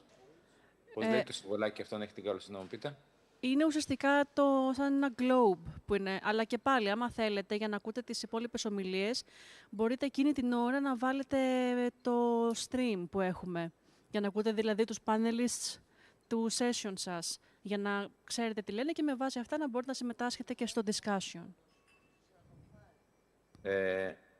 Αυτό δεν το κατάλαβα πάρα πολύ καλά, με συγχωρείτε κιόλας, να μπορείτε να ξαναπείτε. Φυσικά, ουσιαστικά, στο session σας είναι και άλλοι ομιλητές. Εσείς μιλάτε όταν είναι η σειρά σας, θα μιλήσει ο moderator, ο κύριος Ρος, και θα πει και τώρα θα μιλήσει ο κύριος Αναγνωστόπουλος και θα βγείτε στον αέρα. Μετά θα μιλήσουν και οι υπόλοιποι ομιλητές και θα έχουμε το discussion, που είναι ένα μέρος του session. Εγώ μιλάω καταρχήν τελευταίος ή όχι? Εσείς μιλάτε, δώστε μου μισό λεπτό. Γιατί το πρόγραμμα είναι τελευταίος. Απλώς πείτε μου για να ξέρω. Είστε προτελευταίος. Προτελευταίος, οκ. Οπότε είναι άλλος ένας ομιλητής που θα έχει μια 5λεπτη ουσιαστικά τοποθέτηση και μετά θα προχωρήσουμε στο discussion, το οποίο είναι περίπου ένα τεταρτάκι. Ωραία. Λίγο παραπάνω ίσως. Και θα είναι ερωτήσεις που θα τεθούν από το moderator, από τον κύριο Άρες Δερός. Ο οποίος θα ακούει την ομιλία του κάθε ομιλητή και με βάση την ομιλία θα κάνει τις αντίστοιχες ερωτήσεις. Δεν είναι δηλαδή, εγώ είναι θα σαν είμαι εξ αποστάσεως. Οι υπόλοιποι, από ό,τι κατάλαβα, θα είναι local τρεις τουλάχιστον. Σωστά. Οπότε θα είναι όλοι στο stage και θα έχουμε στην οθόνη εκείνη την ώρα στο discussion εσάς. Επειδή συμμετέχετε όλοι μαζί. Απλά, άμα θέλετε ουσιαστικά να καταλαβαίνετε, άμα τυχεί κάποιος και μιλήσει αλβανικά, ας πούμε, και δεν καταλαβαίνετε, ουσιαστικά ίσως μπορείτε να ακούσετε το live streaming, το οποίο είναι μόνο το αγγλικό, έχει μόνο αγγλική μετάφραση. Κατάλαβα τι λέτε. Πείτε μου παρόλα αυτά, πώς, αν έχει την καλοσύνη, θα ακούω αγγλικά. Δηλαδή, στα μενού κάτω του Zoom, πού ακριβώς είναι η επιλογή που πρέπει να ενεργοποιήσω για να έχω τη μετάφραση? Μήπως γνωρίζετε αν έχετε κατεβασμένη τελευταία έκδοση? Όχι. Μισό δεν λεπτό, έχω δώστε μου. τελευταία έκδοση, γιατί πάντως βλέπω ένα που λέει AI Companion, οπότε λογικά... μπορεί να βοηθήσει αυτό σαν caption στη μετάφραση δηλαδή, εννοείται. Όχι. Δώστε μου μισό λεπτό. Sorry, where is there an interpretation button anywhere that he can press? You don't need it because for the only English. He will hear only English. Yes. Okay. Λοιπόν, έχουν φτιάξει τεχνική μας εδώ το Zoom με τέτοιο τρόπο που θα ακούτε μόνο αγγλικά. Δηλαδή, αν μιλήσει κάποιος εδώ σερβικά, θα ακούσετε εσείς στα αγγλικά, οπότε είμαστε OK. Με μπερδεύσατε. Τελικά η γλώσσα που μιλάνε επίσημα στο Κωσόβο τι είναι, σέρβικα ή αλβανικά? Στο Κόσοβο μιλάνε επίσημα, ουσιαστικά είναι και οι δύο γλώσσες, και σερβικά και αλβανικά. Γι' αυτό εμείς έχουμε και τις δύο. Σερβικά, αλβανικά και αγγλικά για τους υπόλοιπους. Τον αστείο τώρα για τον πόνο των ανθρώπων, οκ. Ναι, όχι, εντάξει. Οπότε εσείς θα ακούτε μόνο αγγλικά, τη μετάφραση ή αναλόγως άμα μιλάει κάποιος αγγλικά. Έχουν φτιάξει τεχνική μας έτσι με αυτόν τον τρόπο το Zoom. Η τοποθέτηση σας θα είναι στα αγγλικά. Σωστά? Ναι. Ωραία. Τώρα, έχετε κάποια απορία σχετικά με το connection? Οι ερωτήσεις του συντονιστή σε τι ακριβώς θα αναφέρονται, αν έχετε τη γνώση? Είναι ένα απλό Q&A, δηλαδή θα ακούσει ο moderator, ο οποίος έχει πάρα πολλά χρόνια εμπειρία σαν moderator, τις τοποθετήσεις και με βάση και το topic και λοιπά θα είναι έτσι σαν συζήτηση, δεν είναι... Ναι, δεν είναι συνέδριο, είναι ερωτήσεις για συζήτηση. Έχετε μιλήσει με την κυρία Σταμπουλή, εσείς Μίλησα τώρα. πριν από λίγο, ναι, με την κυρία Σταμπουλή. Τώρα σας βλέπω κιόλας παρεμπιπτόντως. Γεια σας. Ωραία. Οκ, άρα, οπότε κλείνουμε και περιμένουμε... συγγνώμη, μην φεύγετε. Μην φεύγετε. Ένα λεπτό. Άρα θα συνεχίσω τώρα να είμαι στο call μέσα για να δω... Εγώ θα έλεγα για να μην σας κουράζουμε. Ναι. Λοιπόν, θα σας πω. Εσείς... Υπάρχει ένα μικρό πανελάκι του David Bourne πριν από εσάς. Εγώ θα έλεγα να συνδεθείτε 10 λεπτά πριν ξεκινήσει το session σας. Δηλαδή το session σας... Τον είπατε. Ορίστε. Πώς τον είπατε, David Bourne. Ναι, είναι το πάνελ πριν από εσάς. Why Europe Needs Innovation. Okay. Λοιπόν, εγώ θα πρότεινα να συνδεθείτε μαζί μας 10 λεπτά πριν το session. Ωραία. Να ακούω τα αγγλικά. Τέλεια. Ναι, για να είμαστε σίγουροι κι εμείς ότι όλα είναι καλά και δεν έχει αλλάξει κάτι. Και να παραμείνετε συνδεδεμένους μέχρι και το τέλος της discussion. Ο σκοπός, για να επιβεβαιώσουμε, από πλευράς Economist εσείς είστε το liaison τώρα με το συνέδριο. Ορίστε, συγγνώμη. Δηλαδή, με εσάς συνεννοούμε για το θέμα του συνεδρίου και από πλευράς αντικειμένου. Δηλαδή, να δείξουμε λίγο τι κάνουμε και εμείς ως best practice για τους ανθρώπους που θέλουν να ακούσουν. Καλά τα λέω. Ναι, σωστά.